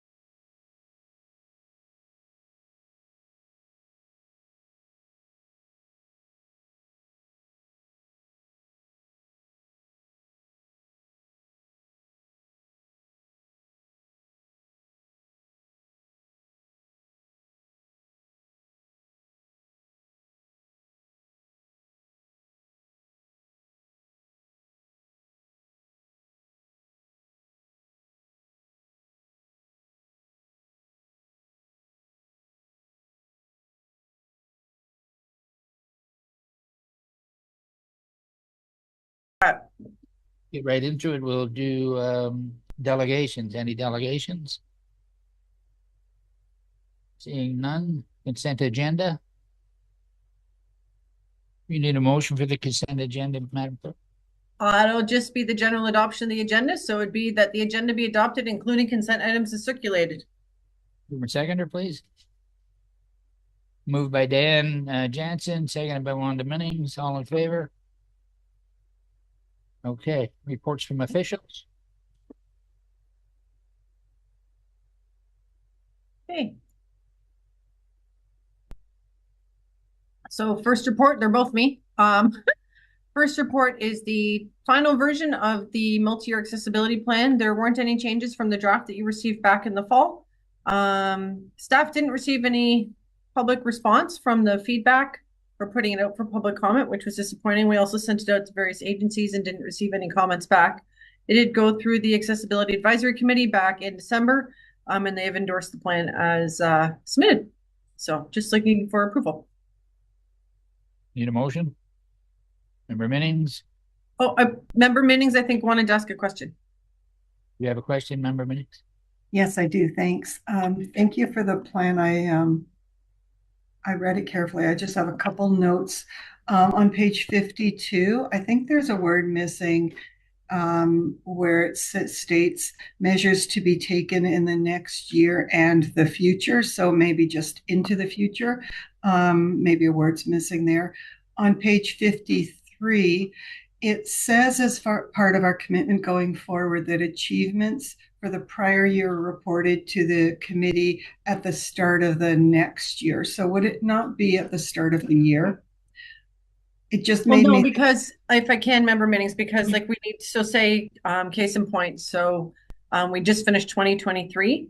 So we are going to report in the next year, which is 2024.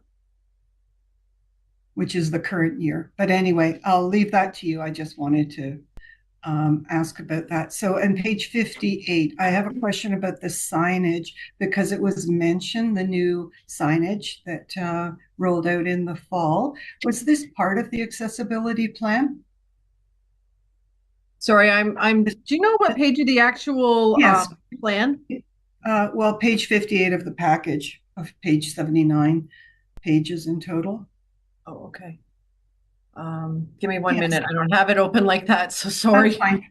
I'm just wondering if the signage strategy was intended as part of the accessibility plan, just out of curiosity. Thank you. You mean does the new signage meet accessible standards or?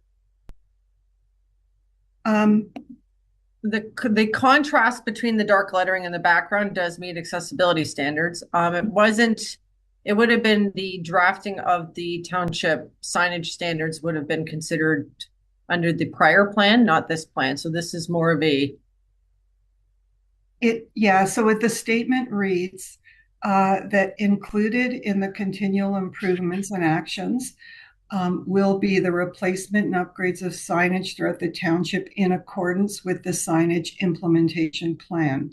Correct. So I'm wondering if that was part of the accessibility plan. I agree that, I like to hear that in there. I just didn't know historically with the previous council if that was a strategic part of this accessibility plan. No, it's not. It will be going forward as part of the improvements we continue to make, but it wasn't a noted piece of the last plan. Thank you. Sorry, it took me a minute to catch up with you there. No worries. Any further questions? Shut my door. Move on to G2, please. Apologies. There we go. That you, Madam? So the motion then reads, if there's no further questions, that administration report number 823-001 dated January 17th, 2024 regarding the 2024 to 2029 multi-year accessibility plan be received and that the 2024 to 2029 multi-year accessibility plan be approved. Mover, please.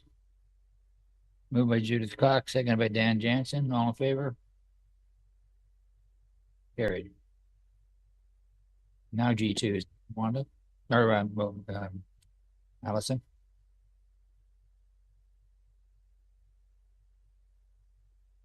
Thank you. So the township currently has a records management software system that is nearing the end of its life, and does not fully deal with the breadth of records that a municipality in today's operating world produces. It does not manage them from start to end of its life cycle. So from it being what I would call an active document that people continually work on, to when it's finalized and it becomes a record.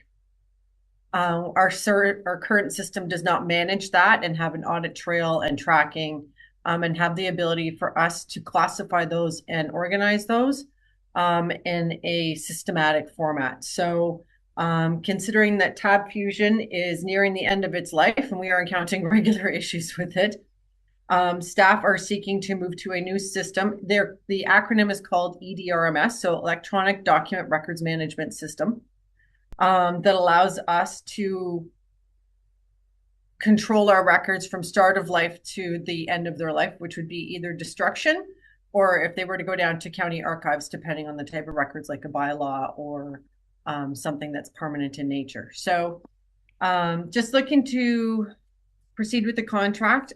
We do not need to go out for another tender because we can take advantage of a cooperative purchase endeavor that was already undertaken. And this is an organization that is utilized by many government agencies to do cooperative procurement through. And municipalities in general do try and take advantage of those opportunities as they can. We regularly, or used to be more regularly, use the Simcoe County Cooperative, which some members of council may have heard of in the past. This is a bit of a different one, the Ontario Education Centre Marketplace, or OECM. The county regularly uses them for procurement cooperative opportunities as well. So if council were to approve this, then we would proceed onwards with the project. Fingers crossed. The whole project should be completed by third quarter this year. And I've been through this implementation before, so know what's coming and know what to expect. So if there's any questions. I have a question. Have we budgeted for this? Yes, this was in your budget. We're under budget? It's bang on what budget was, because we had the estimate before budget. Okay, thank you. Any further discussion? We have a motion, Madam Clerk. Motion reads that Administration Report number A24-004 dated January 17th, 2024 regarding an EDRMS cooperative purchase, Laserfiche, be received, and that council approve the cooperative purchase of a new EDRMS Laserfiche system with ThinkDocs Inc. Mover, please. Moved by Mr.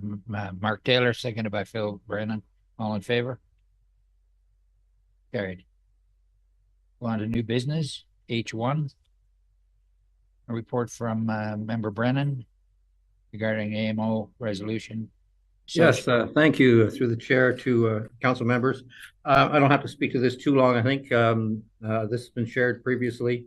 So AMO has this, is asking for our support in terms of bringing the province to the table with regard to social and economic prosperity. I think in a nutshell, there are 4 key components that they're trying to get us to support them to get this dialogue going with. Number 1, municipal revenues do not grow with the economy or inflation. Number 2, municipal property taxes subsidize the provincial treasury by almost $4 billion a year right now. So we're doing things that are really in the purview of the province, and that luxury, I think, has long passed. 3, current fiscal arrangements undermine the municipalities generally ability to invest in infrastructure. And 4, property taxpayers, including small business owners and seniors on fixed incomes, can't afford to pay for the provincial costs. So I seek the support of this council in getting that resolution to the province in support of AMO's work. And at the end of the day, hopefully we all win. Thank you. Any comments? We have a motion, Madam Clerk. I do. So the motion reads that whereas current provincial municipal fiscal arrangements are undermining Ontario's economic prosperity and quality of life, And whereas nearly a third of municipal spending in Ontario is for services in areas of provincial responsibility, and expenditures are outpacing provincial contributions by nearly $4 billion a year. And whereas municipal revenues such as property taxes do not grow with the economy or inflation. And whereas unprecedented population and housing growth will require significant investment in municipal infrastructure. And whereas municipalities are being asked to take on complex health and social challenges like homelessness, supporting asylum seekers, and addressing the mental health and addiction crisis. And whereas inflation and rising interest rates and provincial policy decisions are sharply constraining municipal fiscal capacity. And whereas property taxpayers, including people on fixed incomes and small businesses, can't afford to subsidize income redistribution programs for those most in need. And whereas the province can and should invest more in prosperity of communities, and whereas municipalities and the provincial government have a strong history of collaboration, now therefore be it resolved, the province of Ontario commit to undertaking with the Association of Municipalities of Ontario a comprehensive social and economic prosperity review to promote the stability and sustainability of municipal finances across Ontario. We have a move. Moved by Member Brennan, seconded by Member Cox. All in favor? Carried unanimous. Thank you very much. We'll now move into a closed session. Do we need a motion, Madam Clerk? Yes, we do. So the motion reads that committee resolve in a closed session and that the meeting is hereby now closed to the public pursuant to the Municipal Act, SO 2001, Chapter 25, Section 2392, for the purpose of considering personnel matters about identifiable individuals, including municipal or local board employees, a proposed or pending acquisition or disposition of land by the municipality or local board, litigation or potential litigation, including matters before administrative tribunals affecting the municipality or local board. I'm going to move it, please. Member Jansen, seconded by Member Minnings. All in favor? Okay. Give me one moment here.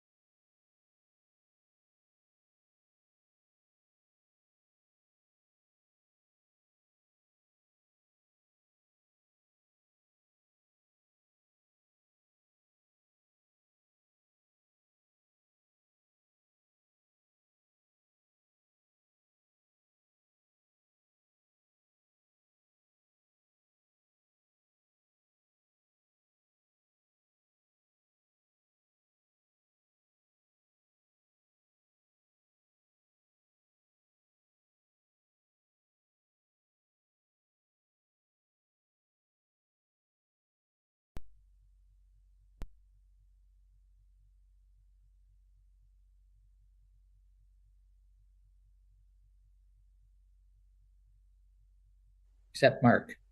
Well, I think she's going to read the motion, is she? Or Yeah, the motion reads that the closed Oh. session adjourned at 1:09 p.m. and that the meeting is hereby now reopened to the public. Now you can move it. Yeah, same mover. Councillor Brennan and Councillor Jansen, thank you. Back to the open. Moved. Back to the open. Okay, so the first motion coming out of closed session is the confidential planning report number P24-002 dated January 7th, 2024 with respect to an Ontario Land Tribunal OLT appeal of minor variance application A07-23 be received and that staff proceed as outlined with the report prior to ratification by council. Mover, please. Member Brennan, seconder. Member Cox, all in favor? Carried. Next, please.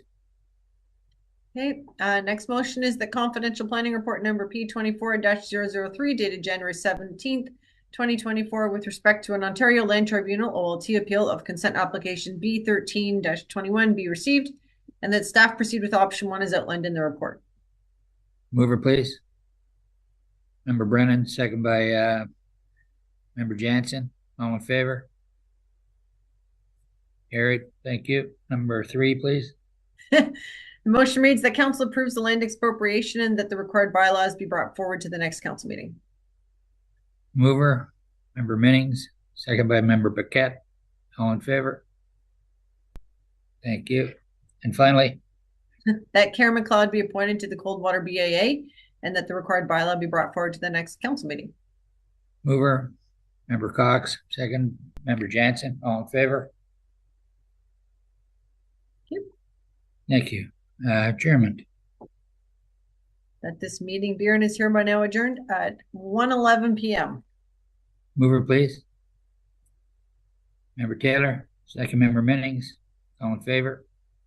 Thank you very much, folks. Great job.